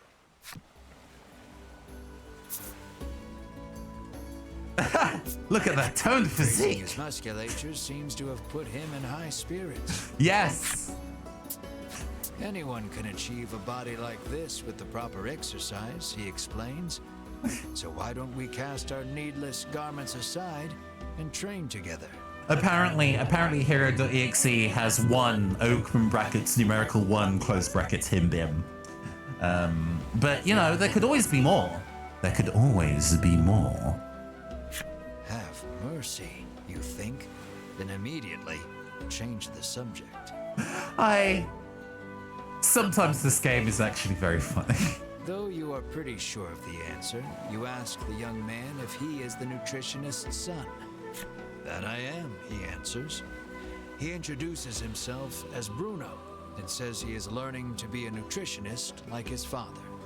You introduce yourself, expressing to him that you are a hero on a journey and require a spry fish to save your ill comrade. Hold on. It's important that we have the screenshot for this, so go give me a second. This needs to be screenshotted. Cool. His friend of the show, Ruben, I think would very much appreciate this, so I need to go and take this picture and send it to him.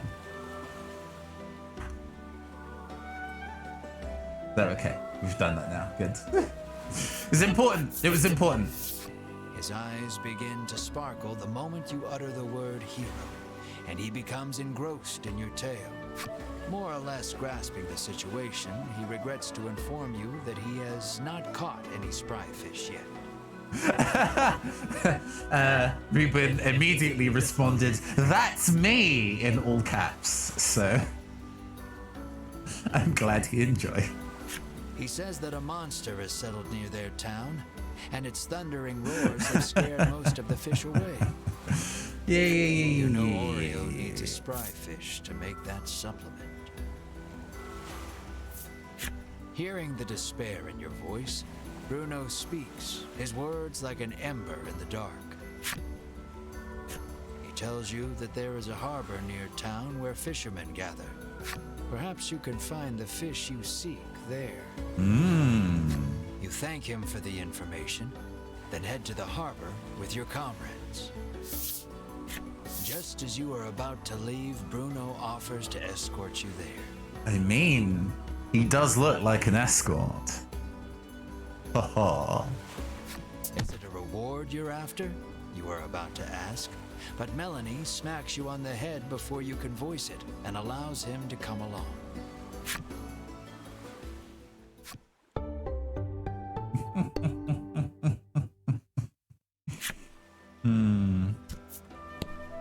Well, he has to be in our party now. He has to be in our party now. Bye, Ridis. Bye. What else can you do with that tiny waist but pick him up like the escort he is? I mean, he's carrying a lot of metal, so he might still actually be pretty heavy. Equipment. What is your equipment like, boss? Combat gloves. I see. No armor at all. No, don't have any backup rings. Okay. Let me... because obviously...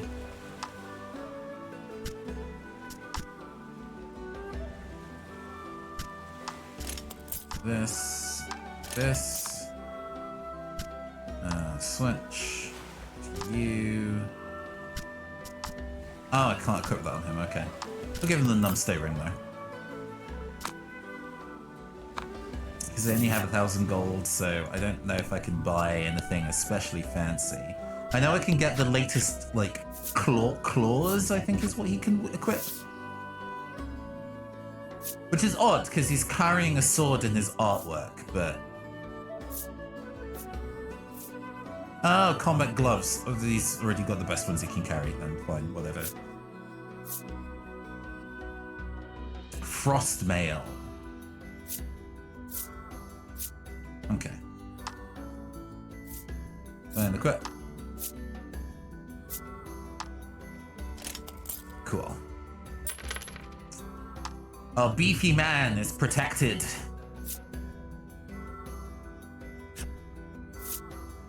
Leave.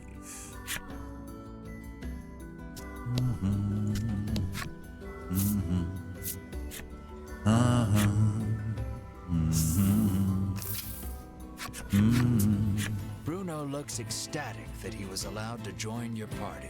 You ask him why? He tells you that his dream is to be an adventurer and has thus been training every day. But his father, famed in the world of nutrition, forced him into following in his footsteps. One desires strength, the other knowledge. Unable to see eye to eye, the two fight nearly every day. What will you ask Bruno? What will I ask? How are you with a sword? You ask Bruno about his sword arm, saying you are something of a swordsman yourself. Bruno replies that he specializes in hand-to-hand combat, then flexes his bulging biceps as proof. Why are you holding a sword? Apparently, he only carries around a sword to look like an adventurer. Well, that would explain why. Thank you for clarifying. I got something against armor? Curious about his attire, you ask why he does not wear armor. He confessed that he once wished for armor, but deemed it unnecessary after gaining so much muscle. In that moment, you realize something. While his passion for being an adventurer is true, he is dumber than a sack of rocks. Yeah, he's a himbo. Toe to tip. The words "birds of a feather flock together" run through your mind, but you quickly chase them away, afraid of what that means for you. Yeah, Castor is also as dumb as a bag of rocks. Baron Harbour.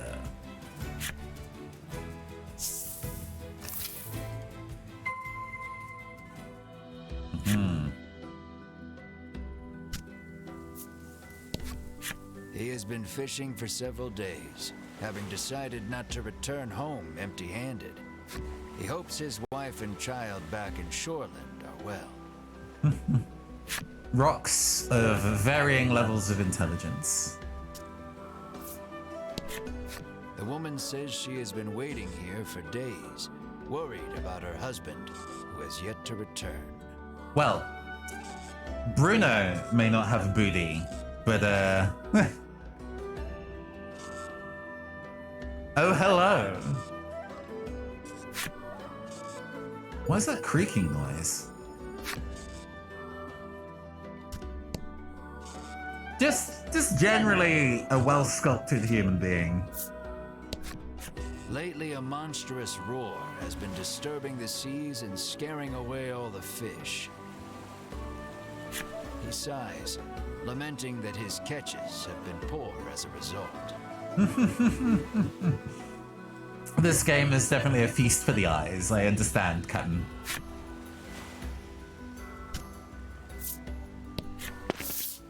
Ooh! A rough-tempered piscator stands there, having just returned from fishing. This village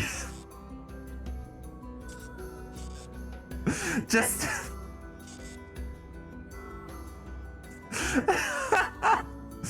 Good lord. Mars' fate rests upon this man's hall.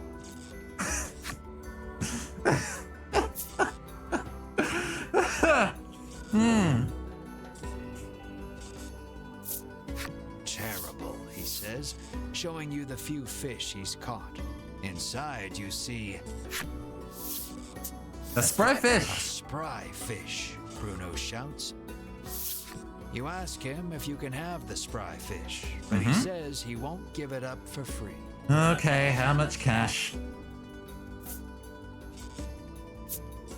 When you ask how much it will cost, Fuck, he gives man. the absurd price of 1 million gold pieces. You do realize that we are 4 very, very strong individuals and you were but one guy. You're heartless, Ridis pouts. The man is enraged by the rude response. Just then, Bruno prances forth and shouts, "Stop right there! Your fisherman muscles are simply sublime," he exclaims. He challenges the man to a competition of muscles with the spry fish as the prize. The piscator seems interested and agrees on one condition. If you lose, you must become my servant. This one's all yours, Melanie says, patting you on the shoulder. Oh? Then let the carnival of might and muscles begin, Bruno roars, completely fired up. The carnival of might and muscles is turning. Round 1. Your puny body is no match for mine, the piscator shouts back, throwing a punch. Alright. Let's beat the piss out of this piscator. 50.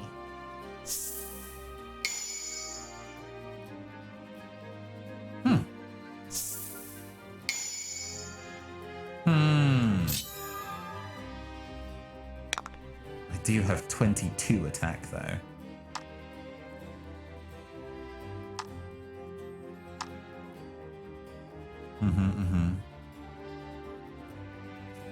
I do not deal any elemental damage, I understand. Okay.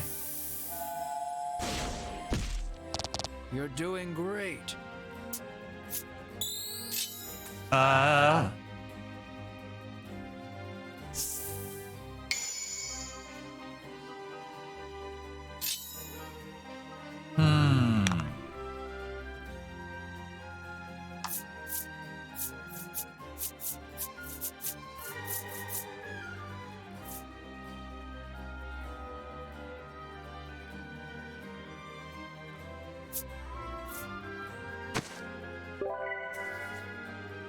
Haha, my defense is higher than your attack. Pathetic.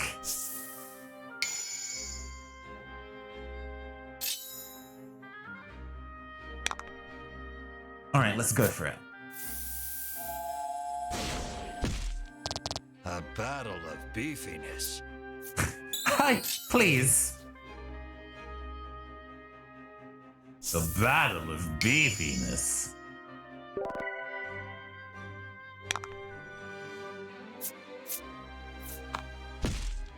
It feels like watching a bodybuilder competition.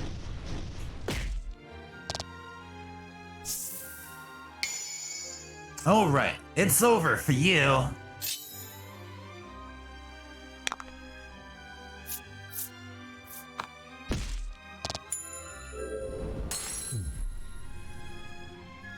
No problem. I'm just getting nothing for it either. Complete waste of time. His victory sealed, Bruno strikes a glorious pose and shouts out, "Witness the power of power." Nice. Defeated, the piscator hands over the spry fish to Bruno. Bruno extends a hand to the piscator, who has fallen to his knees. With a serene smile, he takes the offered hand. An unspoken friendship begins to form between the two. Or at least, you hope that's what the prolonged silence between them means. They are flirting. spryfish obtained. Alright. This feels like a good time to go and do some of the side stories, and then we can go into a bit of a comfort break.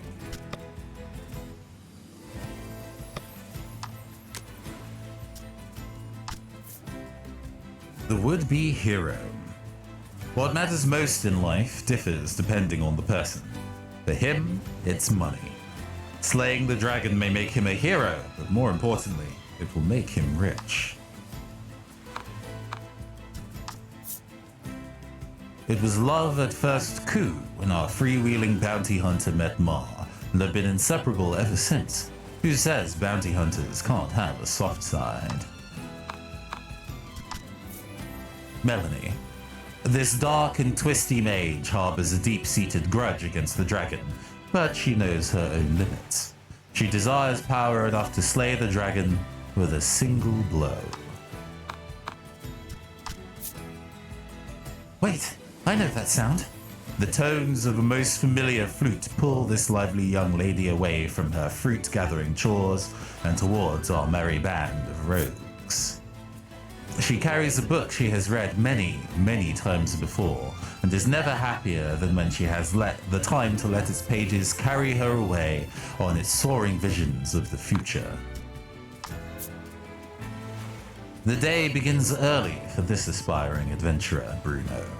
Each and every day he rises with the sun and gulps down a helping of custom supplement made by his father. Winifred. Winifred was born into the Ivory Order and raised as a dignified lady. Her fellow Order members find her mage training a boon on their travels. Berwin. The Ivory Order values warriors as level-headed and trustworthy as Berwin. Warriors who approach wood chopping and bodyguard detail with equal amounts of intensity and fortitude. Just to check. How does the kind of like deep narrator voice even carry with this filter on? Does that even work? Should I turn the filter off when doing these?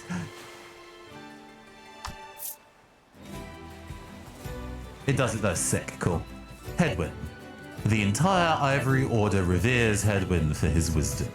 When a young woman was placed in his care, his obsessive focus on etiquette revealed another side, exacting disciplinarian. Queen Nilla. No ruler is safe from fear and worry, but Queen Nilla harbors a knot in her gut unrelated to, and more personal than, the recent rise in monster activity.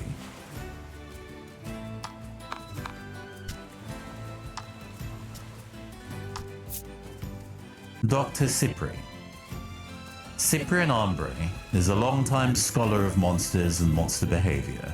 Most in his village call him Cypri. Cypri studies monsters for the sake of his daughter, a daughter whom, curiously, no one has ever seen. Ridus's mother. Either through bad luck or too trusting a heart, Ridus's mother has endured no shortage of hardship despite living in the secluded woodland. You might think that repeated swindlings would get her down, but that would require that she realize she's been defrauded. Perhaps ignorance really is bliss.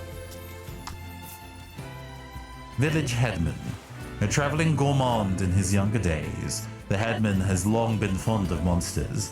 So much so, he's founded Unionville, where humans and monsters coexist. Looks don't tell the whole story. Even the most inedible-looking things can harbor incredible flavors, the headman explains, his table filled with dishes never before seen. Vince. Though they share a birthplace, Vince's magical might far outstrip Melanie's. He is now the dragon's stalwart companion, and is ever wary of the Ivory Order. Oreo. Oreo develops various supplements in his nutrition clinic in Shoreland, a few of which he even gave to the royal family in lieu of tax once, or so he claims. Piscator. The seaman prides himself on his strength. and claims none in his village can best him. He trains every day in the hopes of becoming what he calls the ultimate man.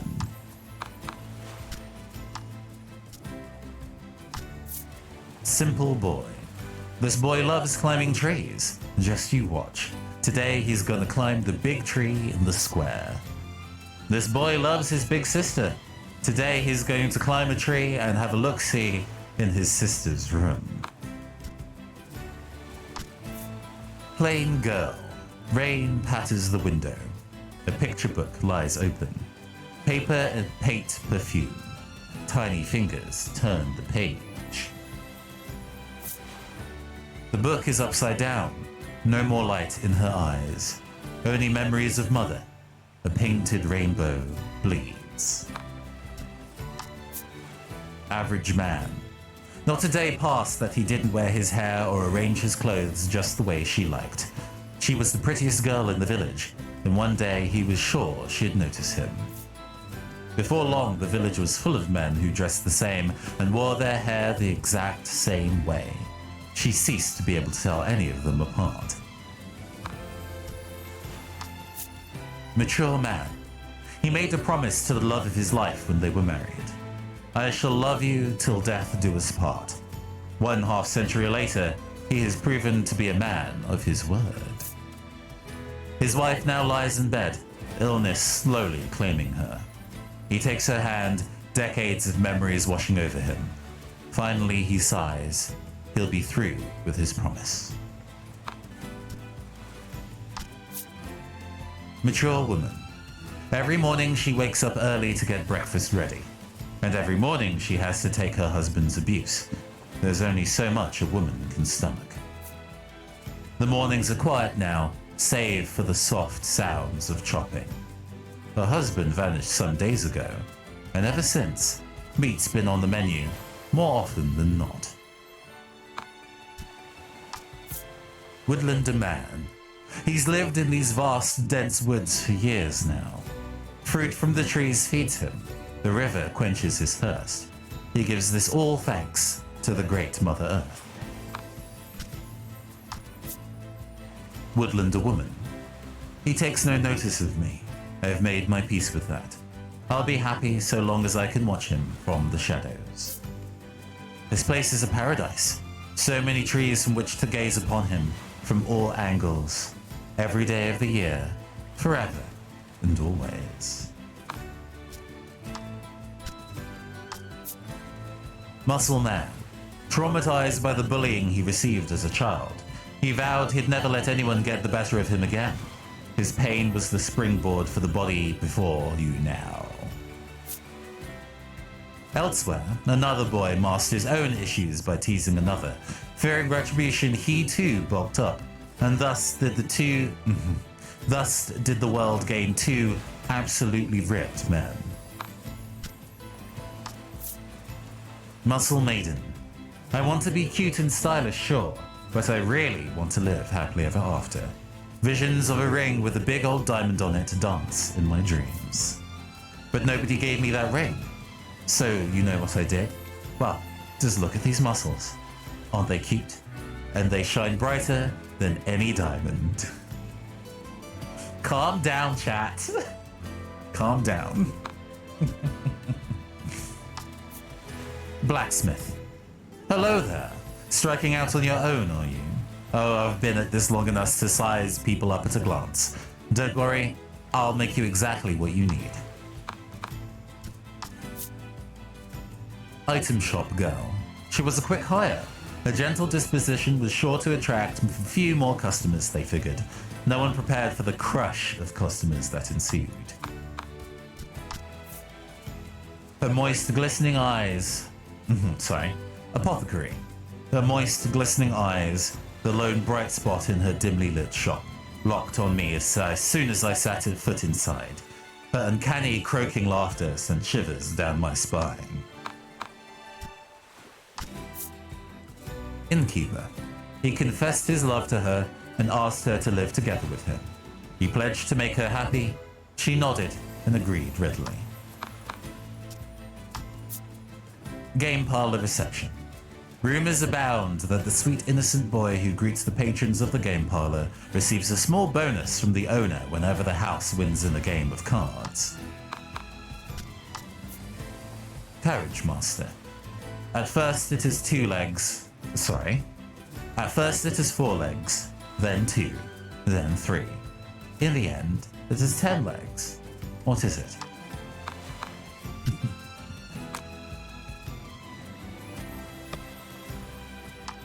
And the monsters also have...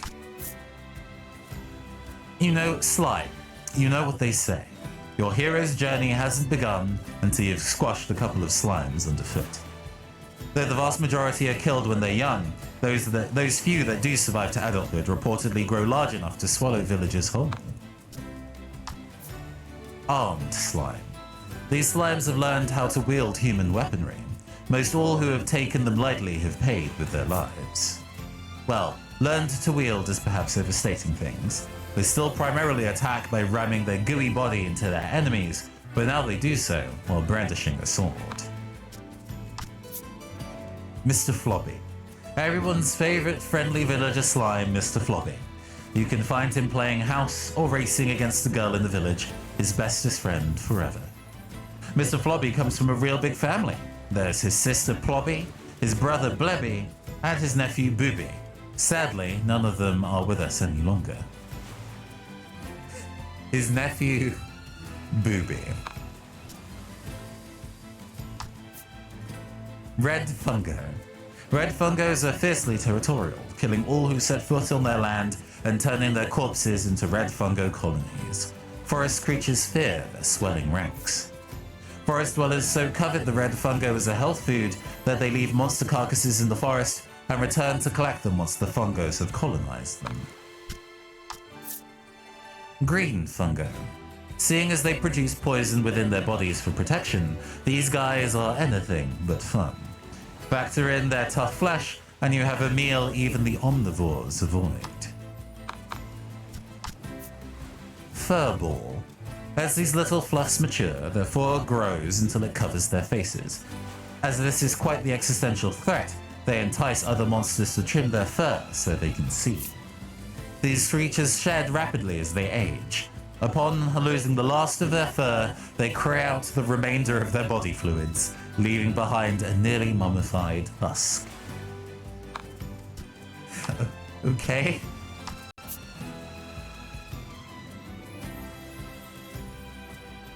I know, crying cryptid. What? Goblin. Goblins love pranks by nature and frequently leap in front of adventurers who they... Let's take that from the top. Goblin. Goblins love pranks by nature and frequently leap out in front of adventurers they suspect will make good playmates. Sadly, this tends to leave them battered and bruised. Goblins who gain the wisdom of age find ways to slip into the fabric of human life. So yes, that old man gambling with children in the square might well be a goblin in disguise. Umbral Goblin. Activated by violence, Umbral Goblins relish using weapons that maim their enemies and are said to be elated by the sound and sensation of cracking their enemies' bones. Ogre. The careless manner with which ogres brandish their large stone axes makes them very dangerous indeed. Most monsters flee the instant they hear an ogre's footfall. Orc Child. Listen carefully in any woodland and you're bound to hear the methodical tap-tapping of these fellows' wooden mallets. Monsters consider them a master crafts orcs. Night after night, the orc children scour the corpses of the monsters they've killed, searching for the war materials necessary to make their next instrument of death. Sapling Treant. Creatures of all sorts flock to the gentle giants of the forest, no doubt thanks to their pleasing warmth emanating from the energy stored within their hollows. Treants draw a steady stream of energy from the earth. So steady, in fact, forests of these animated trees have been said to bleed the land dry, leaving naught but a barren waste. Pyro Wolf.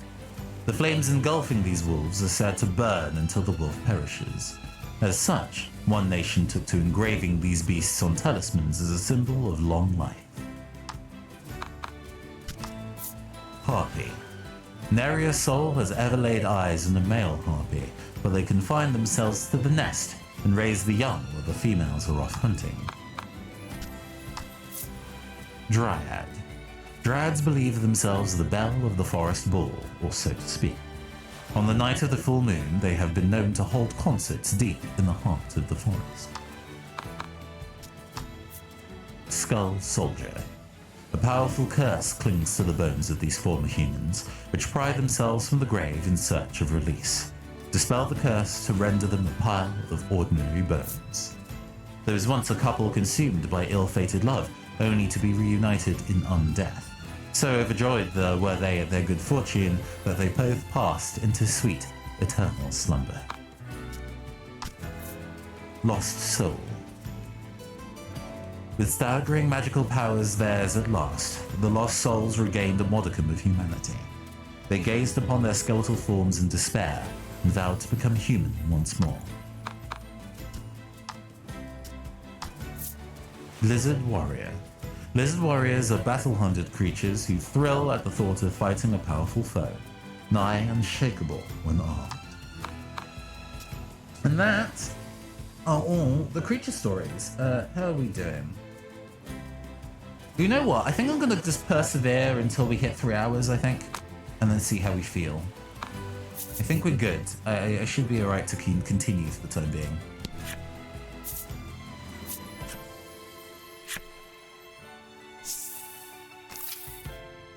With the spry fish in hand, you head back towards Oreo's clinic. Bruno looks at your group sadly, reluctant for this little adventure to end. Aww. Bruno wants to hang. You hand the fish to Oreo and ask him to make you the supplement. Give me a moment, he says, then takes the fish and heads into the back.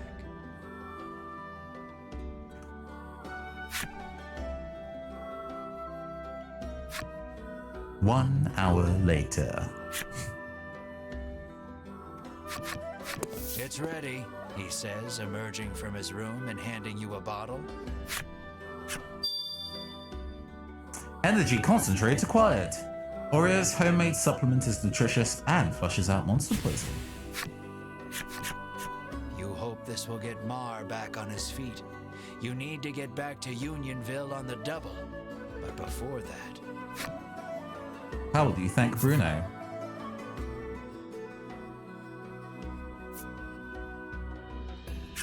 You wordlessly extend a hand to Bruno. Bruno takes your hand and gives it a firm shake. You can feel the bones in your hands splintering. You just hope Bruno has enough self-restraint not to shatter them completely. Oh, nope, I just took damage. Cool. You make a mental note never to shake hands with him again, then turn to leave.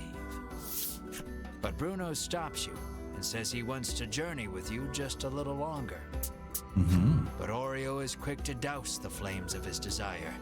You will stay here and study, he commands. Man, Oreo, why you gotta be like that? No choice. Bruno's expression reads as he raises both hands behind his head and squats at hyper speed. What? I want to show this power to the world, Bruno proclaims to his father.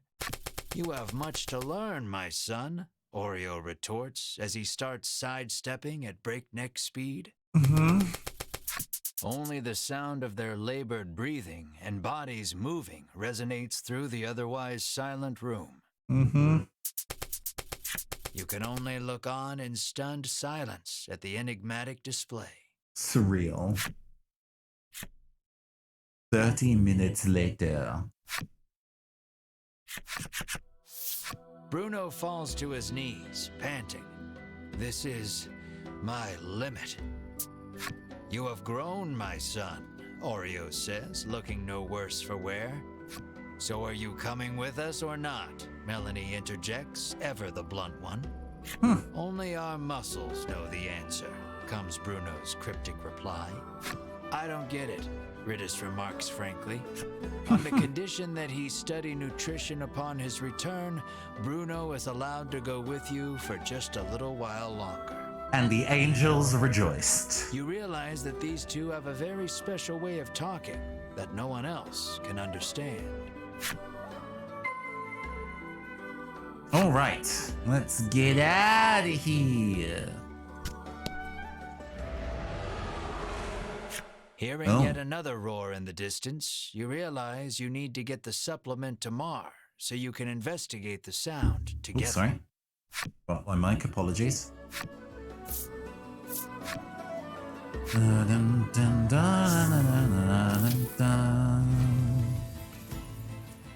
We're just gonna walk back to town. Whoa!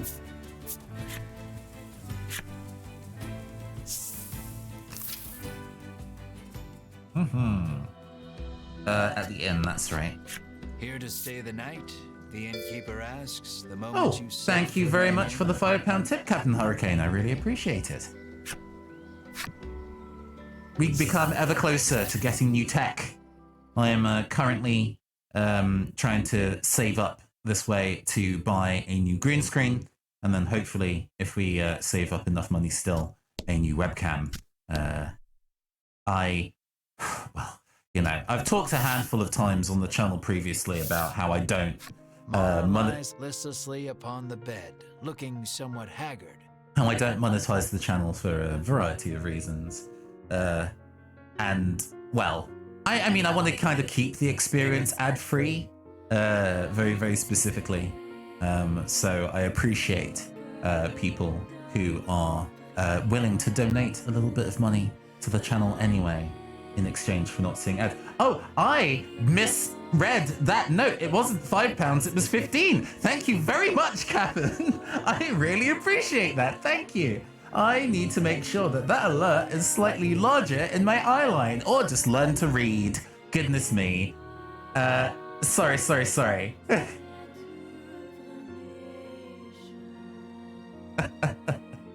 My bad. Inability to read.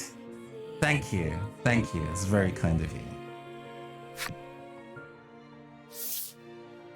You help Mar sit up. Drink this, Mar, you say to him gently. He weakly opens his mouth, and you slowly pour the energy concentrate inside. Just cram a whole Red Bull in there.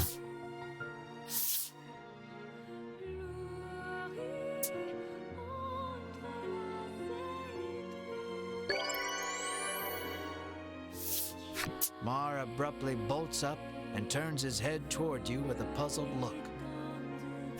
It looks like Mar is all better now.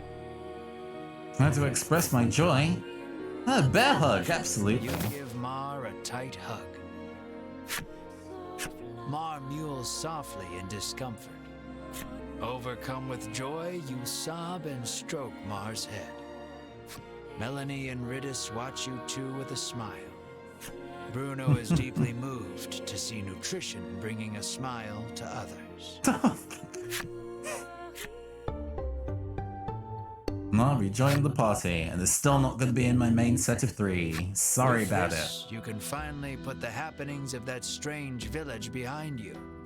You decide to take Bruno back to Shoreland, then continue your search for the dragon.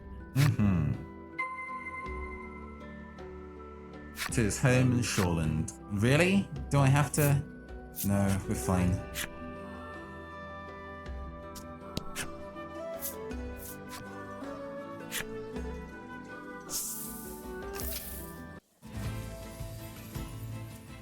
I mean, I assume that Bruno would be in my party for the foreseeable, but, you know.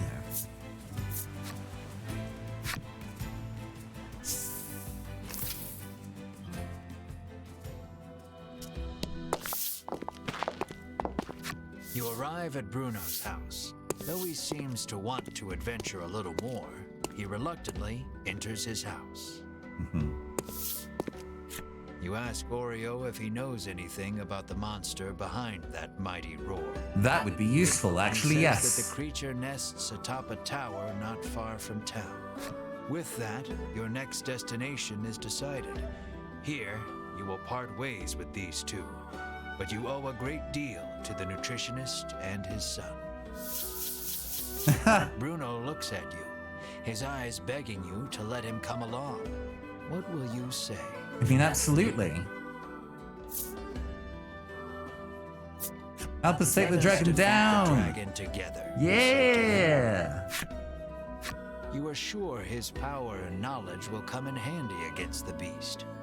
And you realize with a grin, he will be so happy just to come along that he will not want a share of the reward. Bruno is happy he can continue the journey, but Oreo stops him before he can get carried away.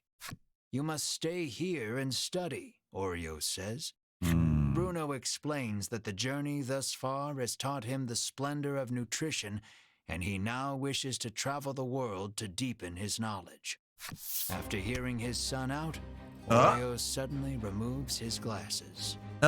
Did the fox, like, skull also open its eyes? And in the blink of an eye, the flesh of Bruno's cheeks, pectorals, and abdomen recess. And Bruno is lifted off his feet with a dull roar. Your eyes go wide at Oreo's assault, which was too fast for your eyes to catch. Knowledge of nutrition can help save lives, but also strike down enemies, Oreo says softly. Wow, nutrition is incredible, Ridis marvels, not putting too much thought. He does look like a character out of Fist of the North Star, to be fair. Knowledge is the true power. Knowledge and muscles. Never wanting to make an enemy of Oreo. Though Oreo still deems his son's knowledge insufficient, he tells him to travel the world and surpass him someday. Thank you, Father, Bruno says from the ground, moved to tears by the strength of Oreo's knowledge. So it comes to pass that you journey to the tower with Bruno to find the roaring beast. Just beat up, mash up. Bruno. Yet another colorful character.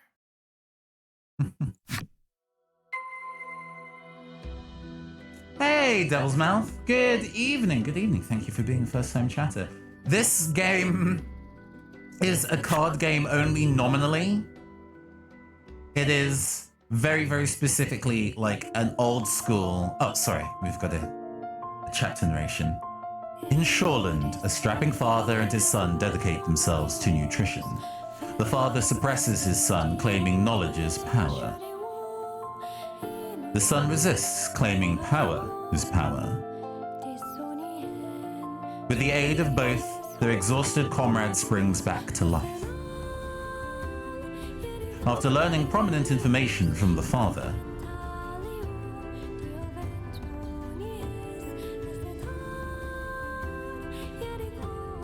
the party heads to the imposing tower near the shore where monsters nest, to find the source of the roar that shakes the land, and what they should find there at Chapter 5, The Dragon's Tower. Right, sorry. This game is a send-up of kind of traditional JRPGs, like your early Dragon Quests, with the trappings of a physical tabletop game. So even though everything is made of cards, battle is basically just like a regular RPG battle. So there isn't really scope to have like a competitive multiplayer or anything like that. I also adore card games. We play a lot of digital card games on this channel. We recently worked through the Game Boy Pokemon trading card game, the second one that was only available in Japan. We worked our way through Inscription, and we'll actually be returning to the Inscription like extra content that's like endless Act 1 mode. I have a couple of other games that we'll be playing on lock in future, like the Switch version of Shadowverse, which is like a full story mode, very similar to the Pokemon TCG video game and things like that.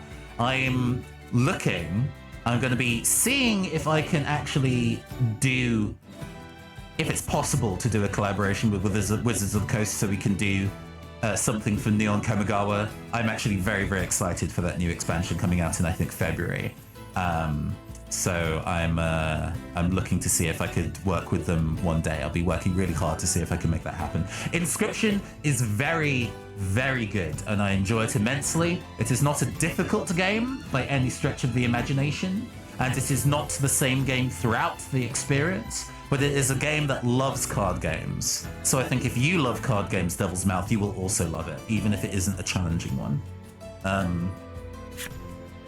I would actually say, for me, I've played so many card games, had a bit of a hiatus and burned out, ready to get into something new. Yeah, for me personally, I love card games in all sorts of ways. I love the physicality of what cards are, and the way that they are a structured randomization in the way that dice aren't. I really enjoy trading card games in the way that they are all about having deck building and building interesting combinations and stuff. But actually, I personally am not a very competitive person.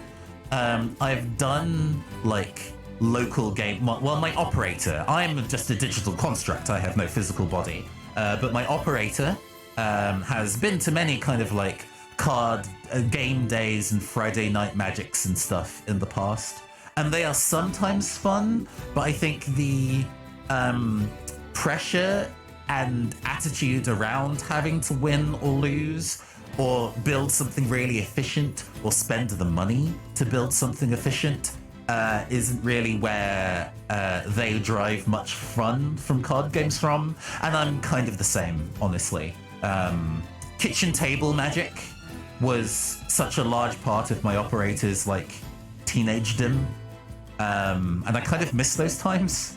Especially like, you know, now in the panini we're going through and stuff, being able to play card games in person is something that's very, very rare. On my operator's bookshelf is a sealed booster box of Jumpstart, Magic Jumpstart, so it can be played as a board game when people can actually start visiting again. Anyway, combat in this game, as you can see, is actually, rather than it being like a deck that we're pulling from, it's not a deck builder. We just have attacks, and we have a set of 4, almost like Pokemon. When we learn more than 4, we actually have to kind of rotate our skills out. But you see in the bottom right, just to re-explain for those who aren't aware, we see the kind of like little skull icons. That is essentially a mana cost. We gain 1 mana every turn, and we can hold up to 10, and this is our mana in the top left here.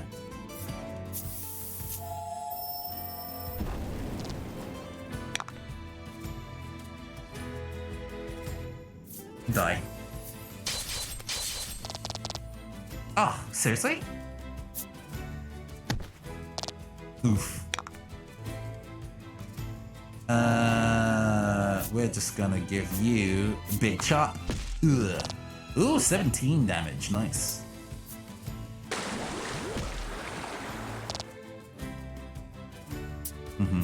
So what, oh, that's fine, put up with that. So what kind of card games were you playing, Devil's Mouth? Were you also playing Magic?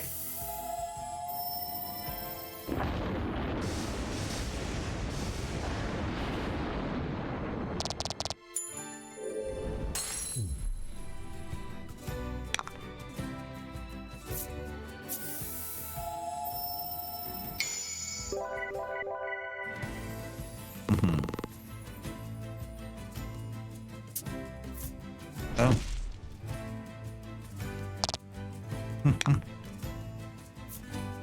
Only digital games, never like Magic or Eternal, don't like land systems.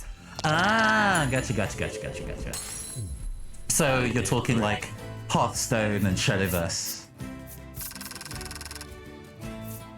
I never got into Hearthstone, really. I've played Hearthstone's Elder Scrolls Legends and Duelist at a good level. Right. I have heard of all 3. Duelist I know the least about. Hearthstone I played like on tablet casually a little while. And it's not like it's I think at the time, because I was so used to what a physical card game could do, if this makes sense at all. There are obviously certain things about like randomization that physical games can do. That physical games can't do that digital games can. Blur. And it felt a lot like Hearthstone was mostly moving tokens around. Even though obviously it is a trading card game and a deck builder, at no point did it really feel like I was using cards in that game for some kind of weird reason. Maybe it's the design of the interface, right? But I kind of fell off it. Also, it is actually obviously a very multiplayer-focused experience. It has the single-player kind of like puzzle battles, but I must say, I do enjoy a card game that lets me. If I am going to be playing the game digitally, I do enjoy when it has a story that goes with it. Where, like, I've played the digital client of like the proper competitive client of Shadowverse. And it has a story mode, but it's very light. It's kind of just a little bit of people saying some words at each other, and then you just do an ordinary fight. There's not really a world to explore, and it's not like there's a continuing narrative. Maybe I'm ragging on the story mode of Shadowverse a little hard. I've not really played that much of it and could stand to play more. I am very excited to kind of get into playing the Switch game more. Rune Terror is definitely one I want to try and play properly. I am pretty... enjoy lurking. I didn't watch the season 1 of... I didn't watch season 1 of The Witcher, but I've heard very, very nice things about it, so I hope you have a great time for it. You would love Thronebreaker Witcher Tales, if you like a story. Hold up. Thronebreaker... The Witcher Tales, a video game. Oh, so this is in the world of The Witcher, and it is... Spin of The Witcher, there's a standalone single clone. So it basically lets you play Gwent in a story mode fashion. I see. Neat. I mean, I'll add it to the mental list of games to try. I'll add it to the list of games to try. For sure. There's also, I must admit, there is also a matter of aesthetics for me when it comes to card game, because that's such a large part of it, right? How good the card art is will basically, you know, a game lives and dies by the quality of its card art, in my opinion. It's why you get games like the Final Fantasy trading card game, which is mechanically very, very good. It plays like a dream, but the art, excuse me, sorry. The art of it is like just all existing renders that have been published previously, and it's like, you know, it's not exciting. It's unfortunately not super exciting, but 50. Good lord. Huh. These seem like tricky ones to fight.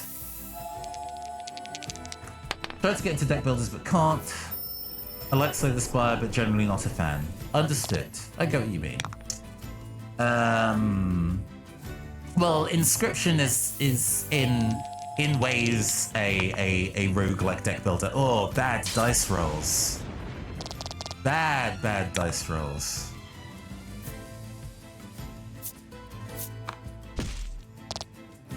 Yeah, there is a very different experience to kind of doing those constructed roguelikes versus loud. Versus like at like a Magic the Gathering or a Hearthstone where you're actually building an entire deck from scratch. There's very, very different experiences, so I can understand why you might bounce off. Slay the Spire I do really enjoy. There's some bits and pieces of its like aesthetics for me that I'm just like, it's okay. But what it did for the world of kind of like game, what it kind of turned people onto in terms of what a digital card game could be was really cool. You know, it inspired a renaissance of people making their own kind of deck builder games, and I really respect that. Crit? No? Alright. Ooh! Freeze! Not a big deal. Just gonna... You need to go. Oh, well, thank you for hanging out with us, and I hope to see you again on stream soon. Have a great afternoon, or a great evening, wherever you are in the world. Thank you so much for the follow.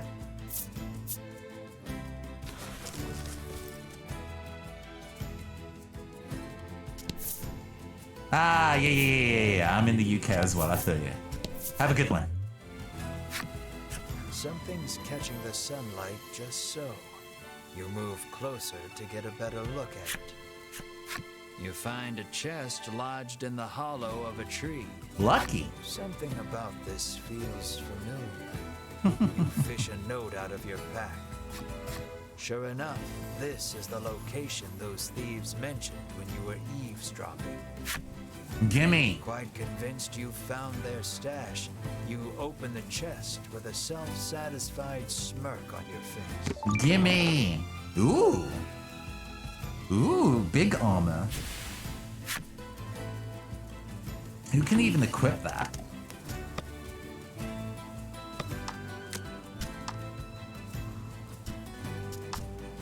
Nope, not you. Can you? I mean, it's definitely your vibe. You can't. That would suggest that it's Mars to equip then. Yeah.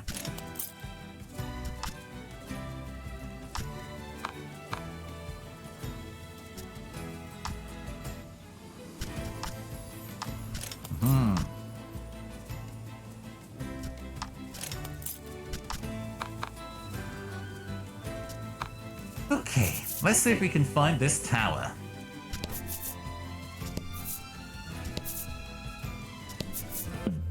Oh. You journey onward, only to see a suspicious-looking elder appear before you, a bottle of medicine dangling from his waist. He proclaims himself a man of medicine who has discovered a revolutionary new curative. He would have one of your party drink it as a test. Oh, hell yeah. There's no harm in trying it, he boldly claims. Well? Sure. Fuck me up, fam. Bruno. I'll handle this, Bruno volunteers, smiling broadly. Here's the One physique. hand on his hip, he downs the bottle's contents in a single gulp. Is this what I think it is? Bruno yelps in surprise as the power of the concoction reveals itself to him. What's the matter? Answer me, he appears to mutter to his biceps. That, the doctor of sorts says softly, was a muscle relaxer. Oh. Bruno's arms fall limp at his sides, much to his dismay. It seems this is a defeat from which, emotionally, he may never recover. Oh, okay.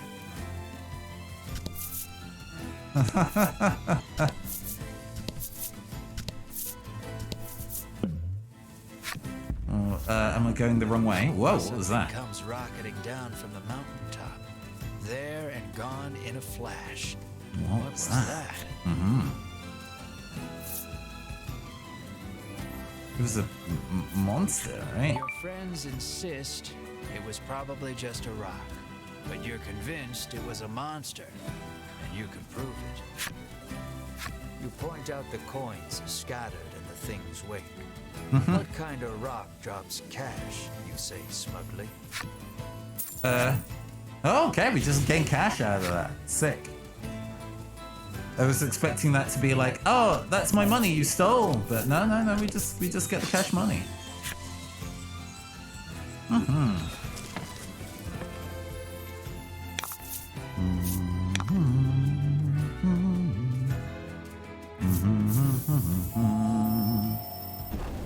Oh yeah, Bruno's taking a lot of damage. That's okay though, we can heal some of that up.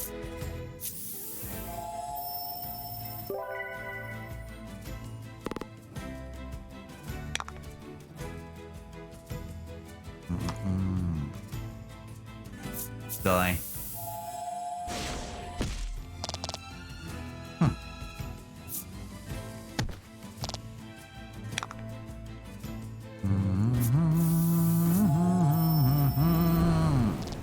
Yeah, the battles of this are pretty straightforward. But that's fine. It's nice to play something unchallenging every once in a while. While I was waiting for this slot. A scrap of paper dropped by some manner of monster. It has a message scrawled on it in crude lettering. Stolen treasure. Harbor Peninsula, where the sea. Clearly, whoever dropped this message did Isn't that not where we know currently yet are? where the stolen treasure is hidden. You stash the scrap of paper in your pack and resolve to keep an eye out for Yeah, the stolen treasure, on the Harbor tracks. Peninsula, where we see the sea. So it's probably one of these.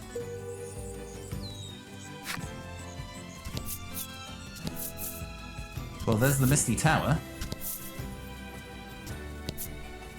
Oh, we can't see the sea because the mountains are in the way. Ice.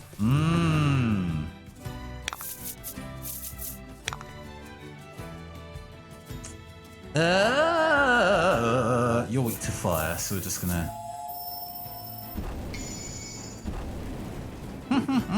Bye. Loser. We are going to heal you up. Full health. Nice work.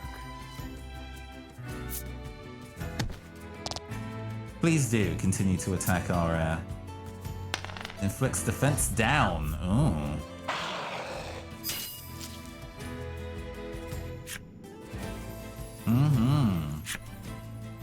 That's fine. Not particularly a huge deal. 3 to all allies attack for 3 turns. Everyone gets boosted!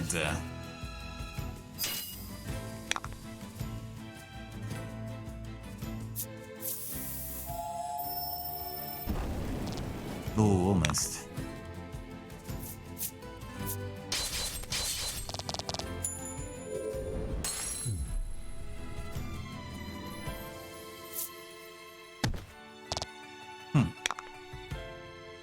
Bull rush.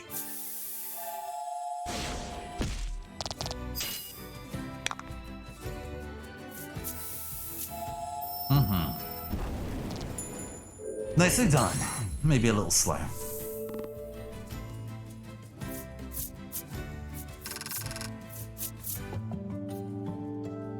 Well, when we level up, we go back to full health, although Bruno should probably level up in that case if it's something I'm concerned about. The Umbral Goblins enemy story. Oh, chest. Ooh, solid cash.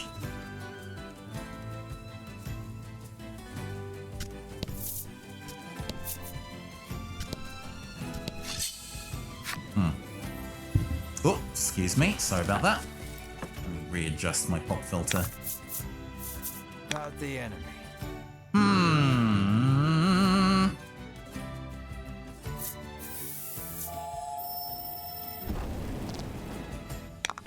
Kind of annoying as an enemy set, but this is fine.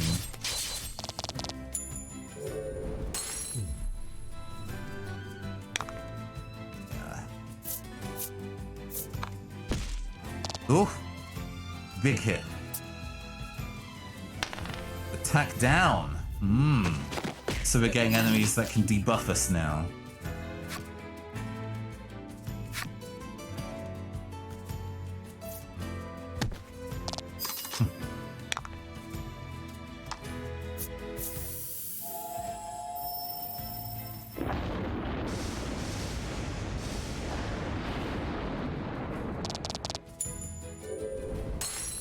Not enough to kill. It's fine though. We've got Lightning Strike on our side. Solid damage. Let's go.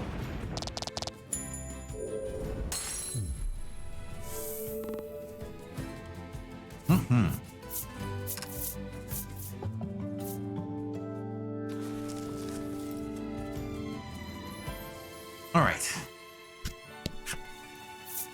Enter the musty tower. How are we doing for time? Okay, we can...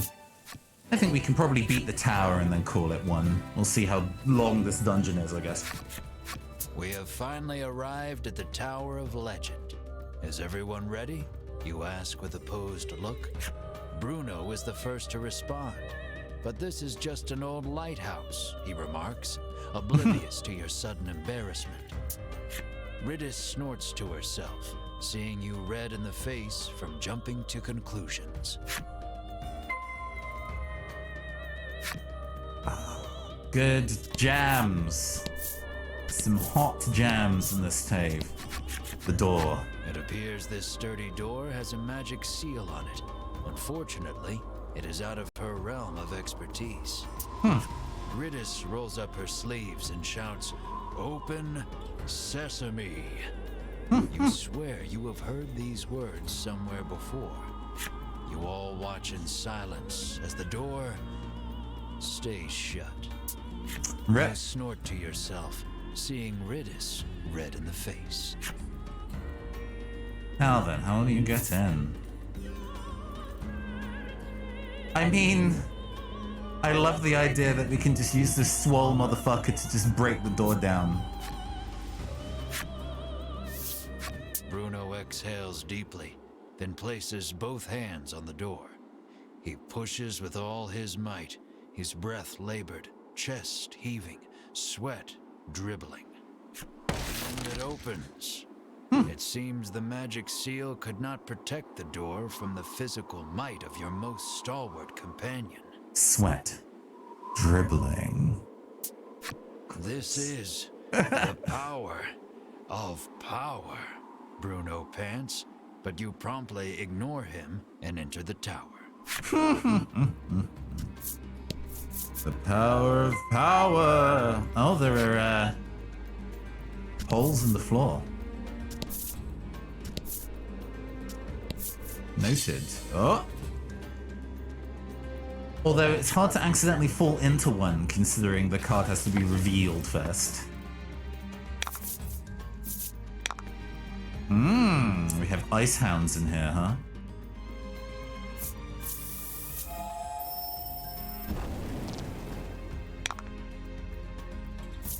Let's heal our stalwart friend first.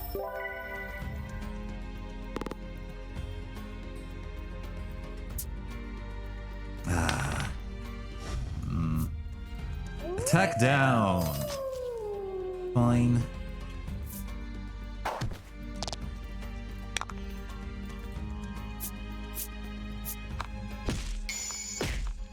Oh.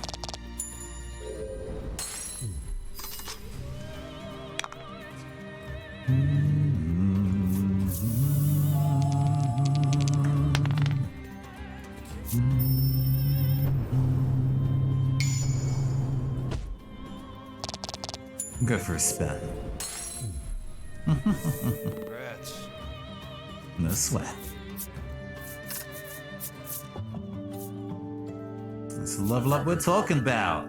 Gain immunity to attack and defense drops. Well, there we go.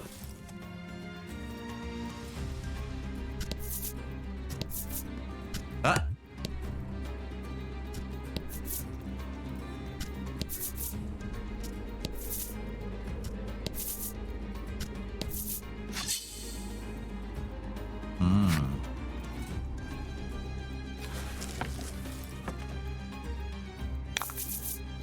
These strings are going ham. Ooh, multiplayer XP earned from victory by 2.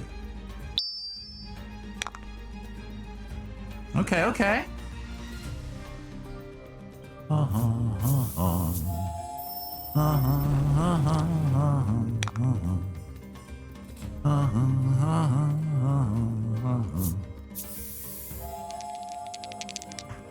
Six. Oh, come on.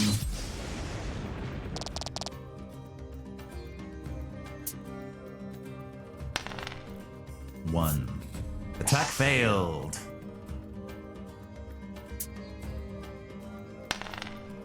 Do I? Oh sure, now that I have somebody who's immune to it, you're going to attack everybody but that person, huh? I see how this be.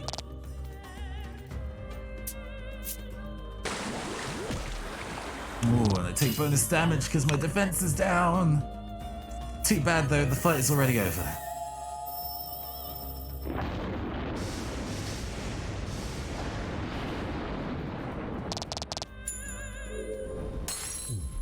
Oh, you survived.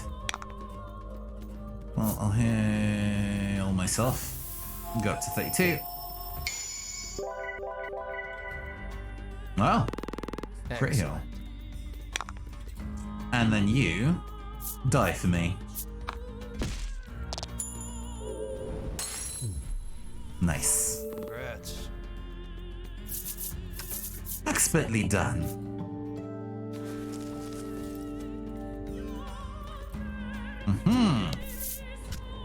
Okay, onwards we go.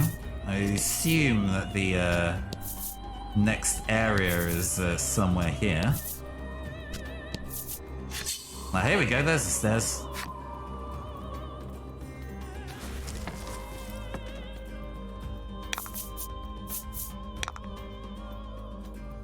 Oh, freeze!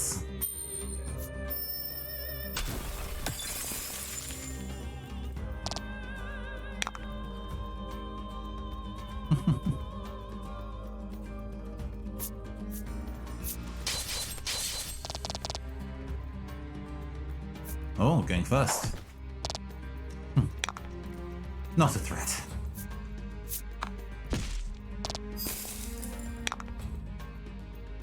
Still frozen. 20 damage, huh? Alright. When you attack somebody who has the frozen status, you deal double damage!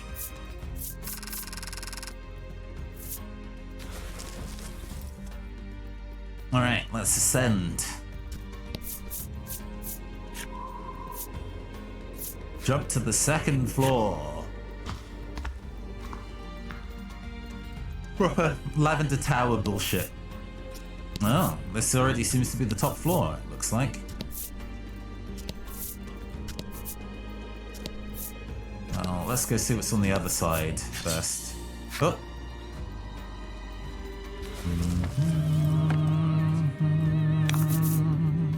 About the enemy.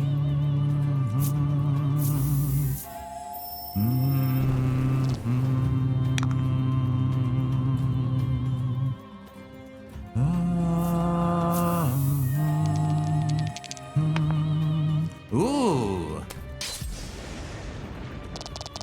Solid hit.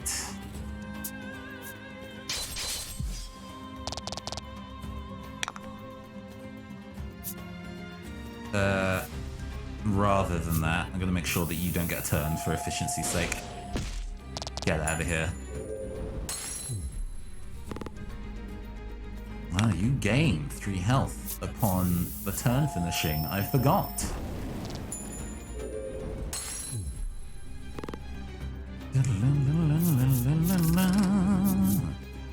Okay, excellent. Actually, I'm going to go and change the skills of you, because we don't really use cure, so I'm going to change that to Spinning Ray. Deal light damage to all enemies. And then watch me immediately come across somebody with a poison effect, but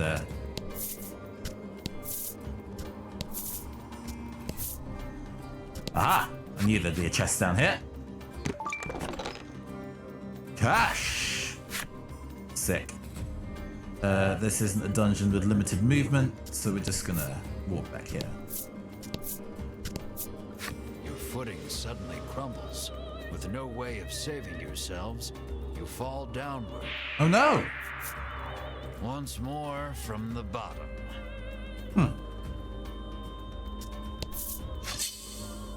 Am I missing something?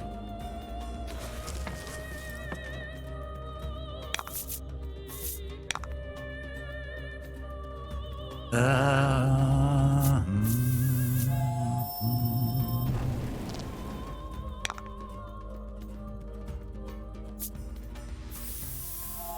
Light damage, huh?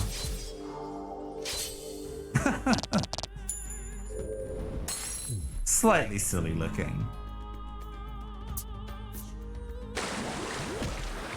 That's fine. We can heal that off. Ah! Not quite a fatal blow. No problem, though. You did great.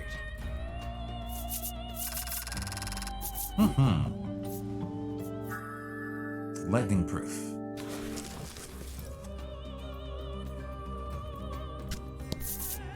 Am I missing another staircase somewhere?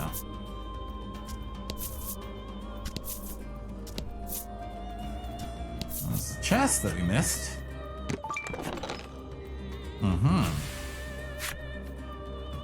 Let's see then. There's this area down here that we've not explored. Oh!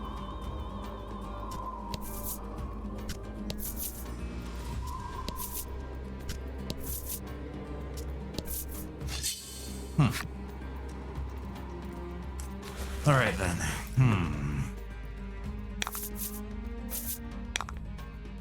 We don't need to do this fight.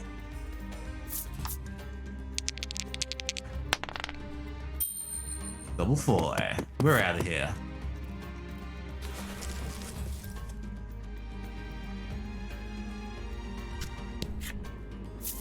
Let's try that again.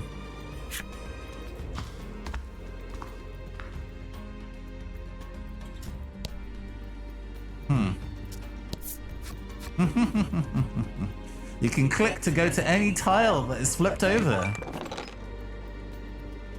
Curse stay ring. Effects against curse. That feels like something I should equip now if it's going to give me that as a thing.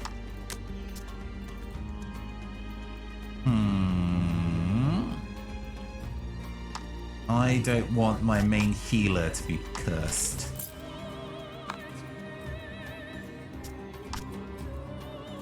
That already gives you 2. You're unlikely to be paralyzed up here, I suppose. But also nothing is actively dealing wind damage up here, I don't think.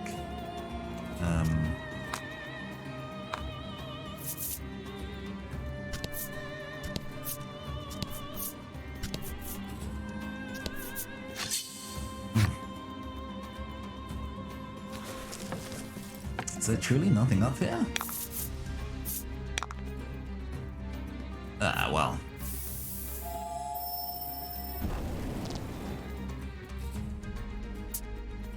Well. Well, you are immune to that effect, so it does not matter.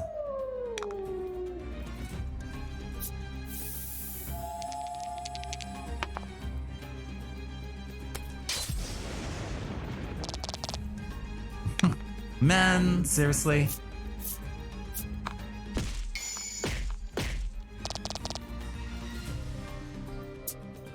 I should have probably been more efficient there and just guaranteed to kill, but it's fine. I have a multi-target attack, so these all die. Get out of here.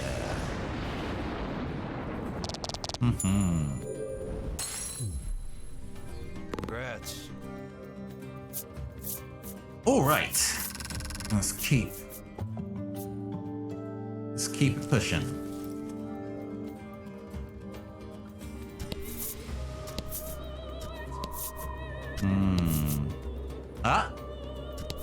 You. Foolish humans. Did you come here to consign the drops of salvation to oblivion? The monster asks. The fuck does any of that mean? It sounds like he is saying something important, but you do not understand it in the slightest.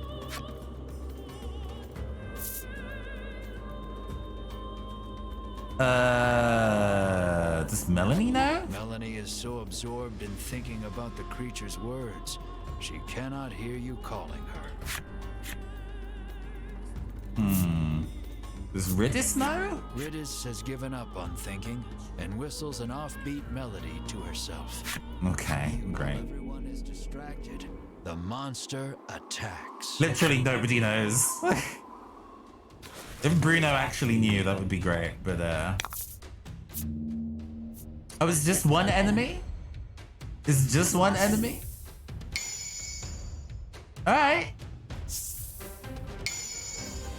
All allies and enemies take 3 damage. Ow. Well, I'm gonna freeze you. Deep freeze!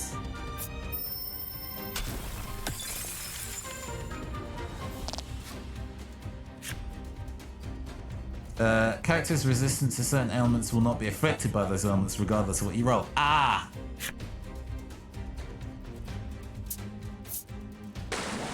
It's a water monster, I understand. That. Let's heal myself then.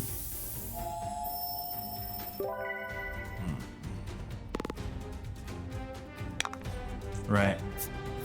We're gonna have to just do what we can here. Oh, just everybody takes damage every turn. I see. It is officially a race to the bottom. How do you handle fire attacks then? Normally. Add 8 attack for 10 turns. Huh.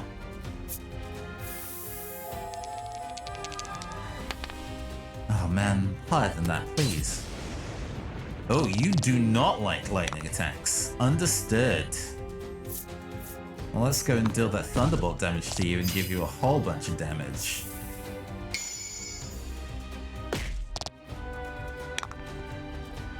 It's over! Thunderstorm!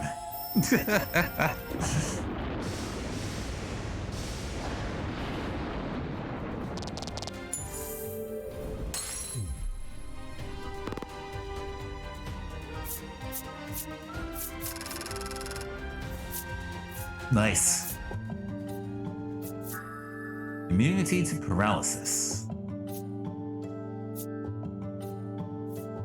Oh, everybody leveled up off that. Nice.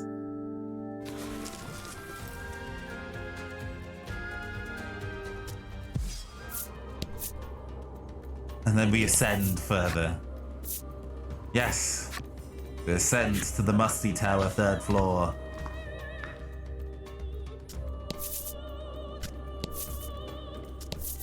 Is this going to continue to be a whole thing of, what are we doing? Okay. And fight. This section is slowing down just a little bit. Just a hair.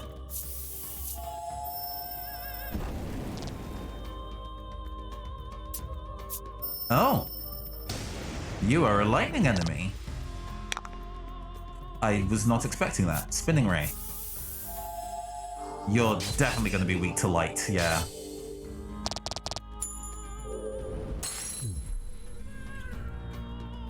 Do I get to attack first? Nope, they attack first. Ah! Alright, get dunked on.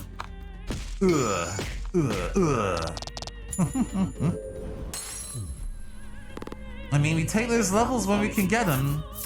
I'm glad this is giving me nice amounts of EXP and money, but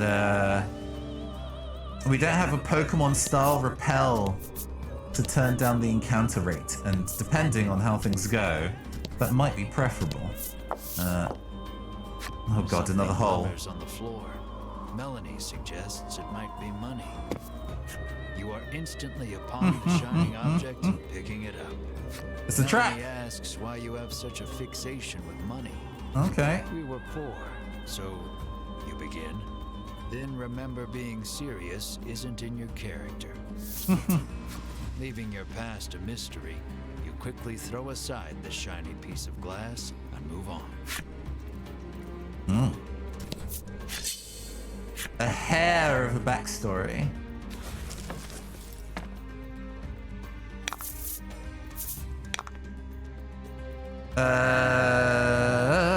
I mean, all these enemies are going to be weak to light. Oh.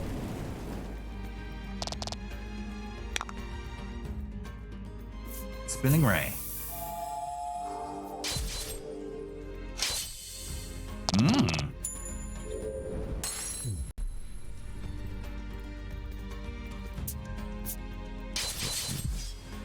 Oh, that's a pretty solid hit. Ow.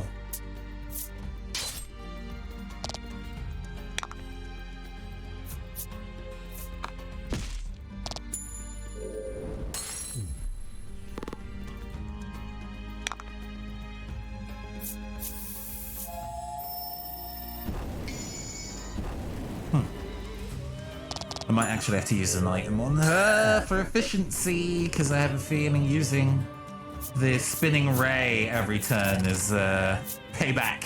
Yes, yes, yes. Using spinning ray on caster's turn seems pretty important. So rather than spending his turn healing, I should probably heal out of turn.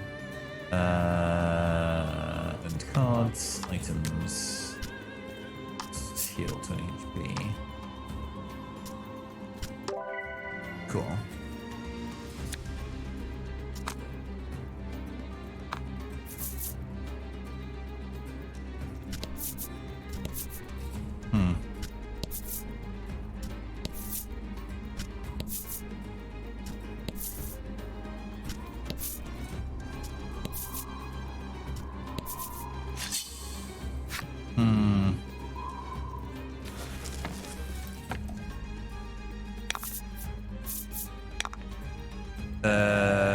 You might be weak to wind. We'll see. Since you use lightning attacks. Yeah, you are. Still get hit with this though. 9, whatever. Spinning ray.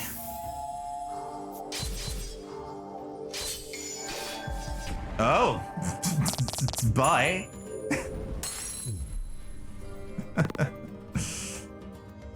Never mind to them.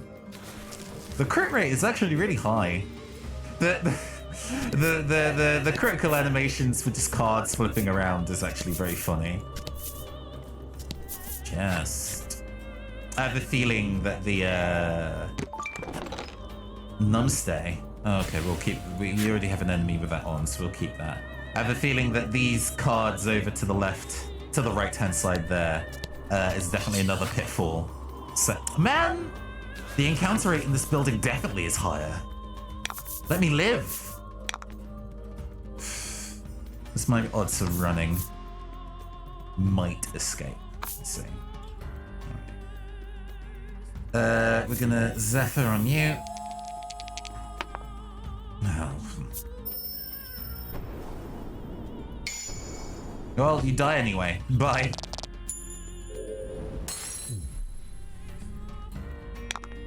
The lizard people are water elements, so might be weak to lightning. They're probably weak to fire, actually, honestly. Oh no. Ah! 2 crits in a row! Get out of here! At least it makes us fight faster. Let's go.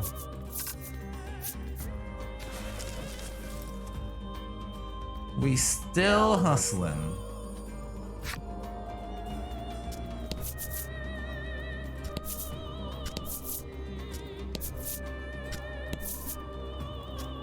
Right, next floor. Keep going.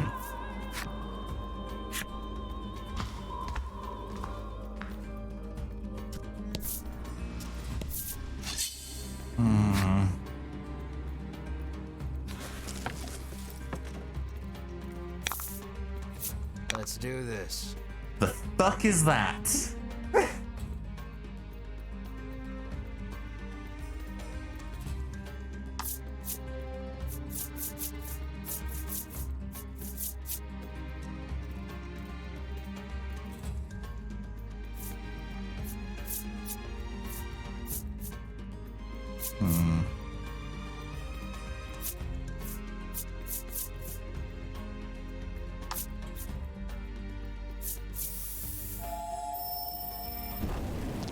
Yeah. Spinning ray should deal it damage. It is 50 defense. It is not weak to light. Okay. Okay. I think I am going to use the bomb for guaranteed 5 damage, please.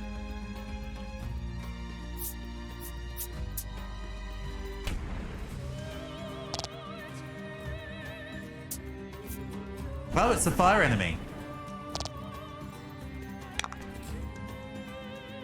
Deep freeze.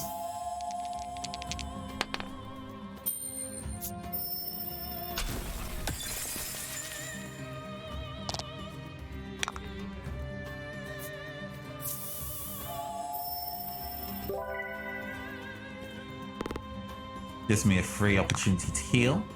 And then we're going to smack it for double damage and kill it. Nice. Ugh. I was expecting that to be a dark type enemy, not a water one. Not a fire one, rather. The more you know. It's a good thing that I have consistently kept an elementalist on my team. Reminds me of metal slimes. Oh god, fuck metal slimes. Awful, awful enemies. They give so much XP, but goodness. Another one of these. You're weak to fire. Or lightning. You're weak to lightning, aren't you? Oh, you go first. Alright. Alright, go off. I mean, you die to lightning strike, but well, not with rolls like that. One. Don't insult me.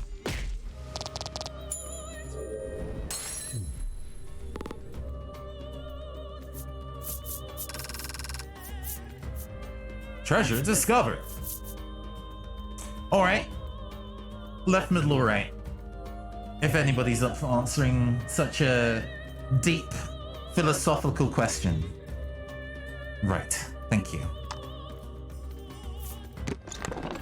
Oh, a bomb is actually super useful under current circumstances. Guaranteed 5 damage on enemies that I don't know what their resistances are. Looked to be pretty useful.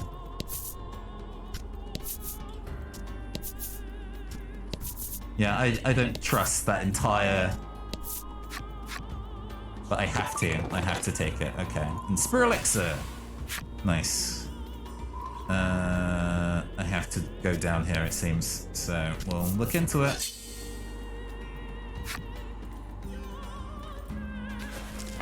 Oop. A winged turtle with a crown? What an enemy. What an enemy. What would that even be weak to? Wind. High damage roll.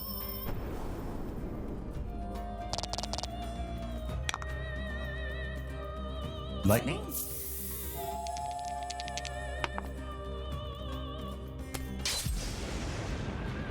Weak to lightning. Adorable. And now they're dead, so, you know. Ooh! She just resists all elemental damage, huh?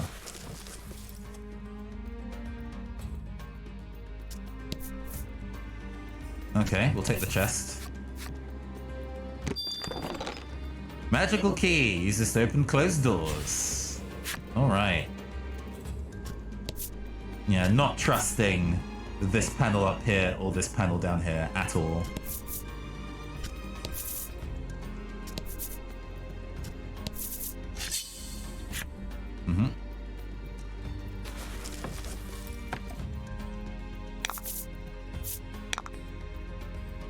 You are weak to lightning. Not that it matters. Nice work. Will you stop?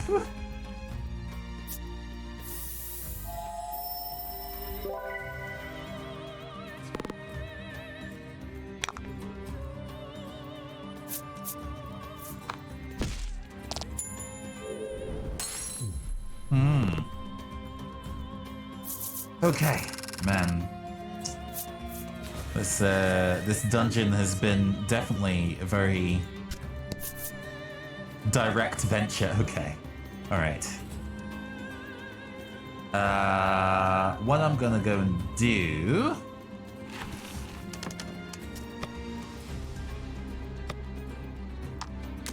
is swap you out for Release.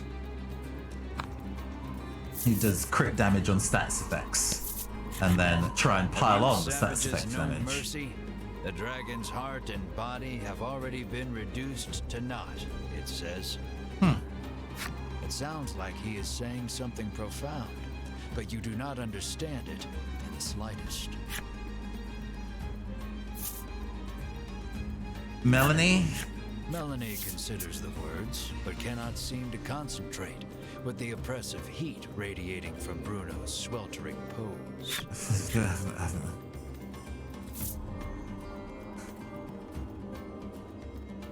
Bruno silently compares his muscles against the monster's, then grins proudly to himself, the obvious victor. All of us, complete idiots, fools. You feel your eye twitch, realizing that your comrades may be the death of you. While everyone is distracted, the monster attacks.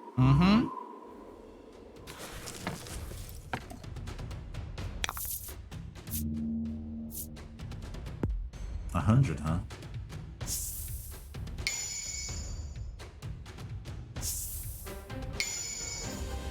Okay. Ow. Ready, aim, fire.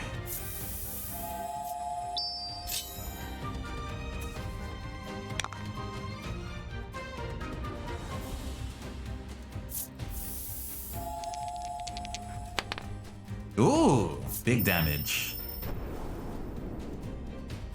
Weak to wind. Good to know. We're just gonna go for a straight attack here. Oh. Ooh. Oh.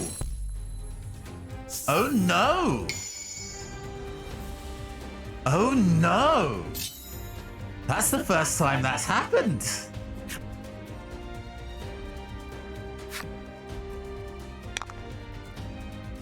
Well, fucker.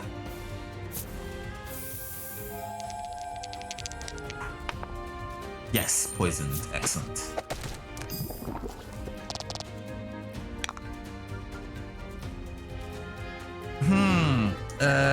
I guess I might as well, because losing a turn every turn feels pointless when I can just,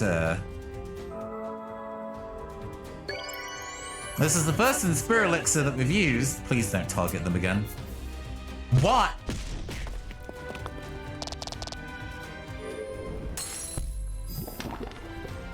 I don't know why I bother.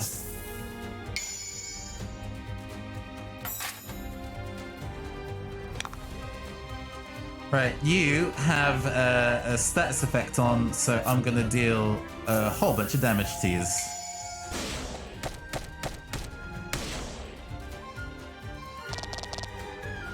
But you have high defense right now, which is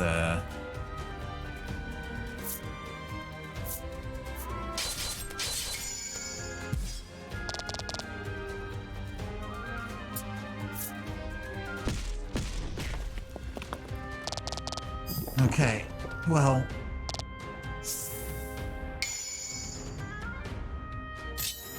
yeah?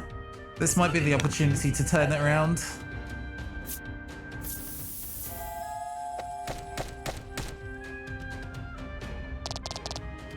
$12.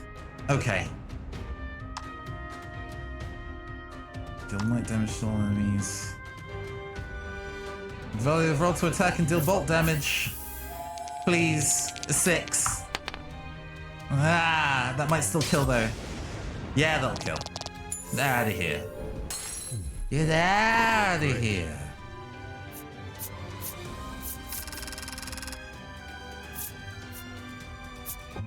I wonder if Melanie still gets EXP even if she's dead. Eulogy. Oh, we have a second healer.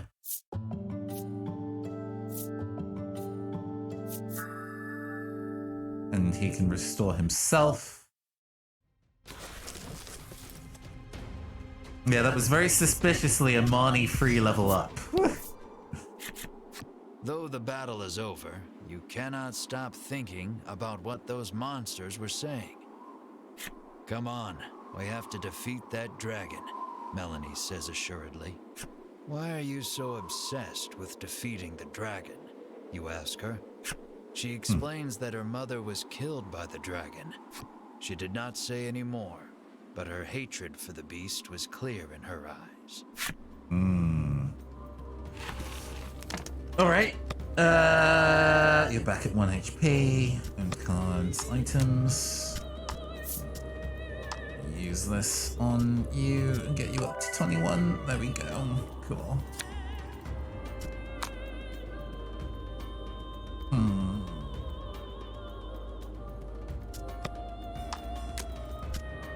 I think you're fine with your set of skills. What are you looking like? Shockwave for paralysis. They like poison a little more, I think. Healing everyone for 10 HP.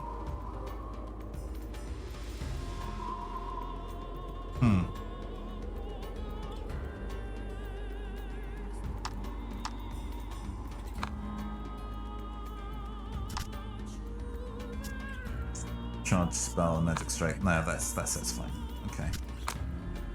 Wow. All right. I have a feeling the boss fight is possibly up here. Oh, we still have to do another cycle of the dungeon. Man, I'm starting to flag slightly, so we're You hear the roar again. It seems to be coming from the upper levels. You're kidding. I have to go even higher. Mar mules, as if in response to the creature's growl. Enamored by the adorable noise, you pet Mar on the head.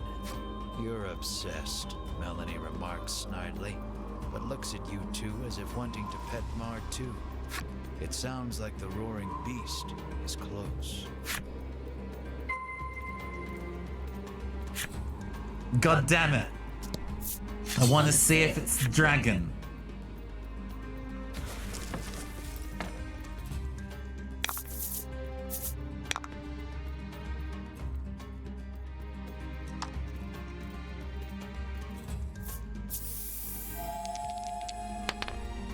Nope, no poison.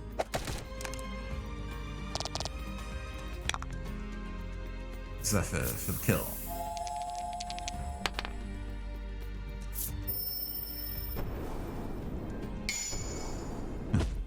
Not that we needed the bonus damage, but nice. Fantastic. Nice work. We're just gonna go for a standard attack.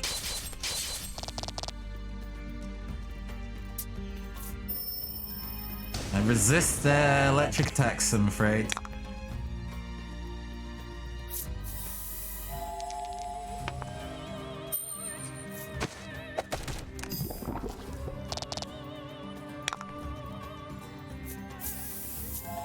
Just die. Thank you.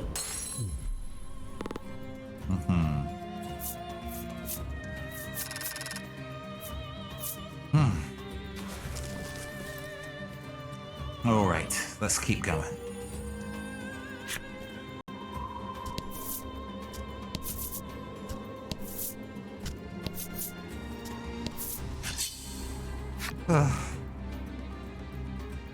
Are we at a level that we can start running away from these?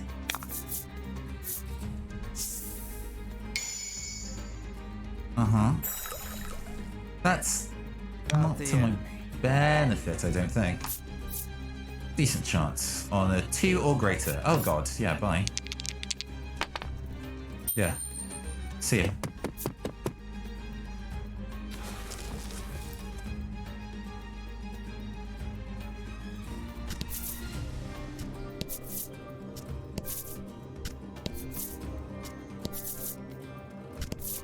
Oh my lord. Encounter? Yeah.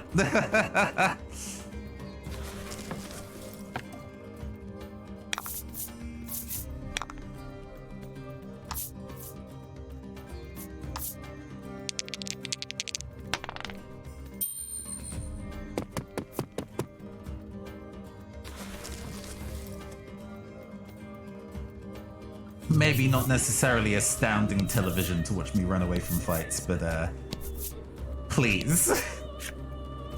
Please. This is the longest dungeon we've had so far. No dialogue, no real like actual like interactions with the the heavy door, and we have the key. The door before you is shut quite tightly. It appears to have a keyhole. The magical key may be of use here.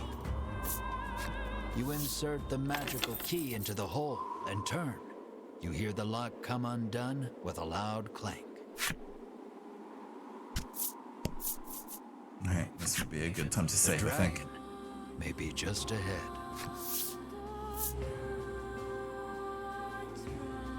Deliver a rousing order. Now we slay the dragon for riches. On your demotivating words, everyone proceeds through the doorway.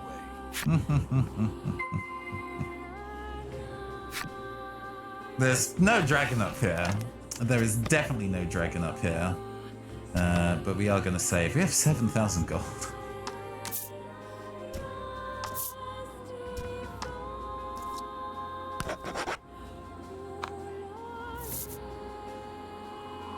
Technically, this would be an opportunity to... Oh, fuck you. This would be an opportunity to exit the tower and go and, like, recover all my health and all that shit. So, oh, great, that's pretty good odds. Yeah, excellent. Bye.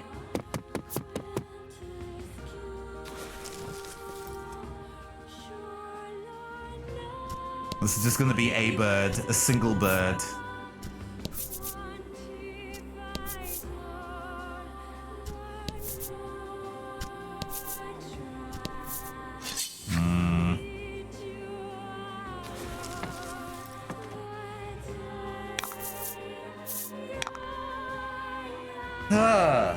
This is more enemies than we would normally have, I suppose, so...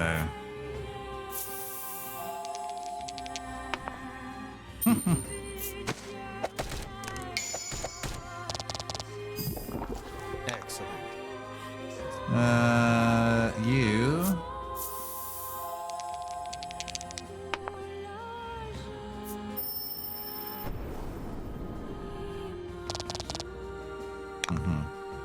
And then Spinning Ray, which deals critical damage to the skeletons. Crit? Did we get a crit? No, we don't. Alright, fine.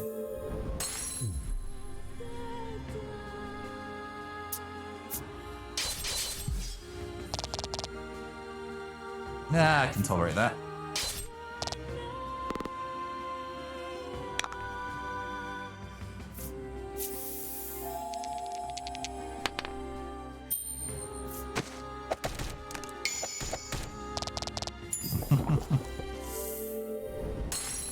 That was lucky.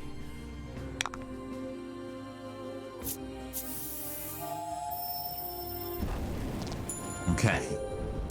Let us continue.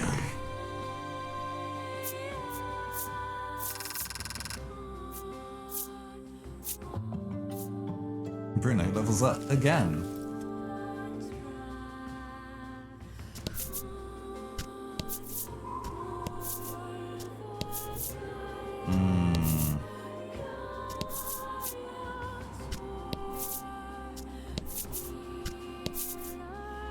Ah! Okay. There is actually a dragon up here, it turns out.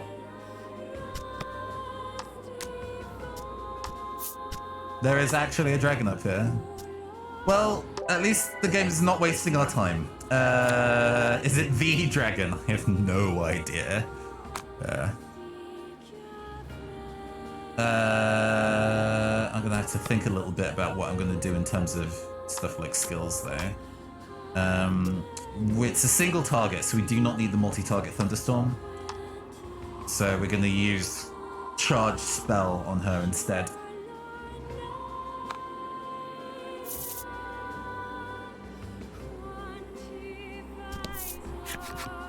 You have finally arrived. Before you stands the dragon you have been searching for. Is it? Is it the dragon? Assassins, the dragon sighs weakly. Whether or not the beast is weak, you care not. You muster up your courage and shout, "Prepare yourself, you big lizard." Mm-hmm. But the dragon's roar sends your bravery flying with the wind.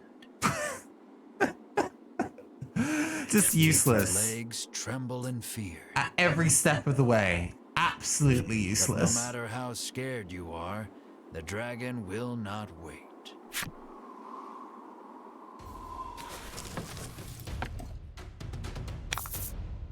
Okay. 130. Yeah, this is probably an instance where you're supposed to, like, leave the tower, go get the best stuff you can, and then, like, come back, I'm guessing. I'm gonna hit him with a poison arrow. Yeah! Keep that poison. Charge spell.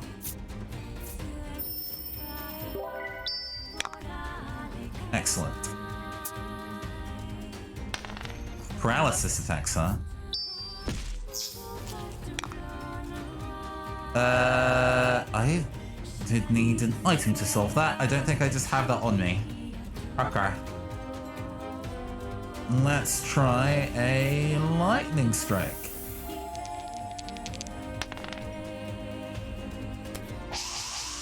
Miss. Right, fine. Okay, all attacks will land. Deep freeze. Don't roll high. Shit, okay, well, fine. Resists ice. Understood. Ooh. Ooh. It hit. It's fine though.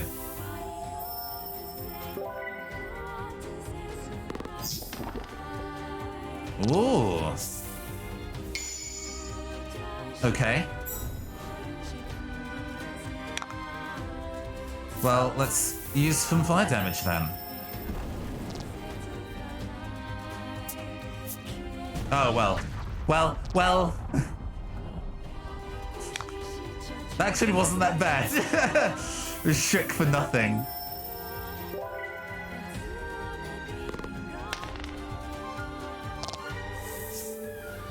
Hey. One gem, okay.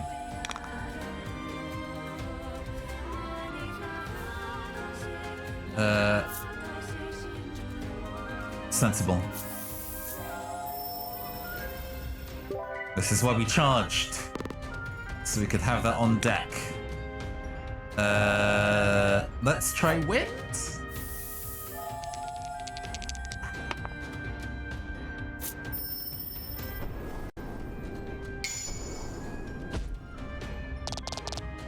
It was a crit, but ordinary damage.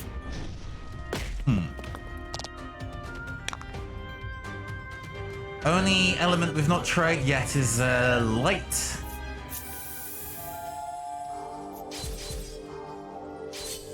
Oh, you definitely resist light.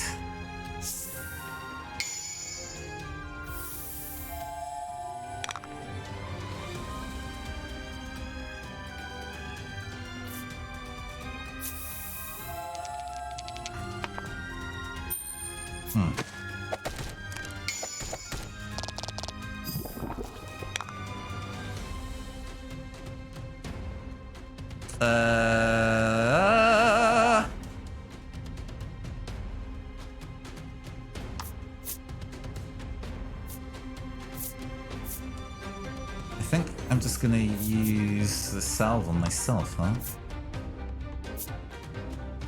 And then use the main character's turn for damage dealing. Nope.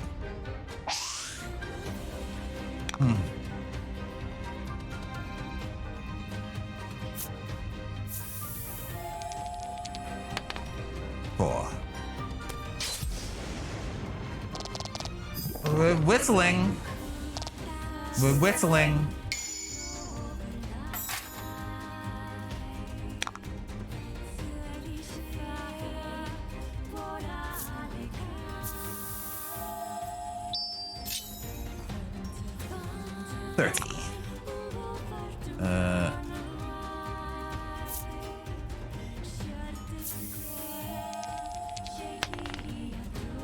We're just kind of chipping away at it, but we've got the defense to kind of keep it going. We're over halfway, well over halfway. Ugh, nothing. I'm going to heal myself though. Oh, crit heal, nice. Then Ridis with attack boosted. And the enemy poisoned is in a position to deal a lot of damage. Yes, that's what I am talking about.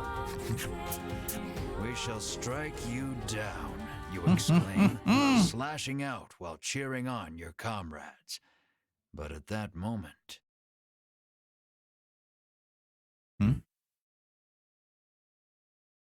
Oh, there's a vehicle reversing outside. I was like, what's that noise? Ah! Vince appears. Its wounds healed, the dragon looks more lively than before. Excuse me? You too would be troubled without this dragon, he says, standing in your way. Stop spouting nonsense, the Oh boy. Well, at least we get plot now. It seems Melanie has lost her composure before her mother's killer. She unleashes a fireball imbued with her hatred. But it is repelled by the dragon's tough scales. And the dragon returns the favor by spewing fire from its mouth. You seem to stand no chance against the revitalized dragon. Melanie looks distressed. Vince climbs atop the beast's back. The flapping of the dragon's wings sends forth one wind blast after the next. Stay out of this, Vince commands, then flies off toward the western sea. Game's not over yet, I suppose. Battle complete. Do we get XP? We get a bunch of XP and gold. Okay, good.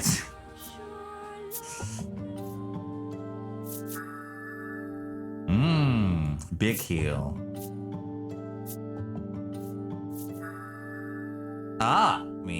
We already have a darkness skill in poison, but this is another darkness skill that we can use. Nice. Mar is also here.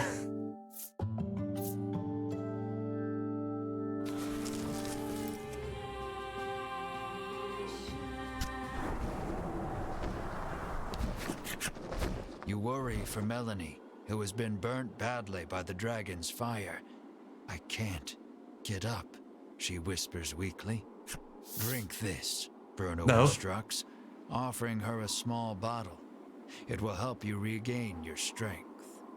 Bruno claims he drinks it every day. It is a recipe from his father, that of a custom supplement. All right. Yeah, make sure that Melanie doesn't die. You cry, your panicked expression urging Bruno to give Melanie the supplement. What a bottle. What a bottle to put that in. That looks like a Jean-Paul Gaultier style perfume bottle, you know? Bohom. Melanie has a bad feeling about it, but downs it all in a single gulp. And suddenly regains her strength. At ease with her recovery, you descend the tower. Oh boy, what a long dungeon. The ocean spreads out before you to the west, whither the dragon went. Return to shoreland in search of a boat to pursue the dragon. What we are actually going to do instead of that is call it a day. I am very tired. Yeah. This game is definitely a chill time and quite uncomplicated. But instances like that feel a little slow. But it's okay. We got through the segment. Right. Let's go. And close that. There we go. Oh, how are we feeling, everybody? That was yeah. I'm continuing to like enjoy Voice of Cards. It is like there is so off the back of the likes of Inscription, which in both gameplay and story is absolutely bonkers. That this game is a little less challenging as like RPGs go. The story is wild and actually has some interesting twists and turns. Playing it is a little repetitive, but I hope we're enjoying it thus far. You know the way that these kind of things go. If it feels like it's something that we're like, I don't need to see the end of this. We don't need to finish it all on air. You know, it is what it is. But I am at least enjoying the opportunity to have a chill evening to go and play a video game. I was a bit of a loss earlier today. I'm still technically at work this week. I'm working from home, and all of my team are on holiday, right? So it's like we're making our own fun, but still kind of staying on call just in case something important needs to be done, you know?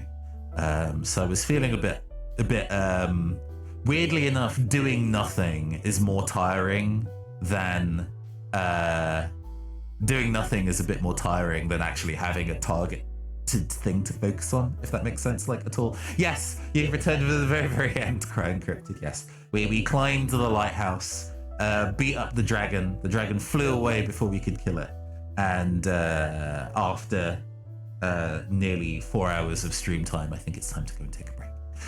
We will be back tomorrow, though. We will be back tomorrow. We will be playing Wolfstride, which is a turn-based RPG in black and white with giant mechs punching each other. Very, very cool. Published by Raw Fury, who do a lot of kind of high energy. They do a lot of high energy indie games. Yeah, I figured you'd be a fan of Wolfstride Captain Hurricane. Have you played it yet? Have you played it, or am I going to be the introduction of this game to you? We'll see. You played the demo, right? Cool. All right, but yes, we are going to be playing it tomorrow. I know that Wednesday is also a Captain Hurricane streaming day, so I can understand if you are not present for the shenanigans, Captain Hurricane. I know you got your own stuff going if you are on tomorrow. Not this week. Understandably taking a break. Absolutely. Go see Mama Hedgehog, for sure. Okay. I think rather than kind of going through the process of doing a whole raid and everything, I think we're just going to keep it chill and say, one thing, I didn't get to show people it because we didn't take a break midway through, but I tweaked my BRB screen. So instead of going and doing our standard end screen, I'm going to go for the BRB screen so people can see it. And I'll see you next time. I have been your androgynous android game shows from the future caster. This has been the New and Costa Twitch channel. We'll see you soon. Later.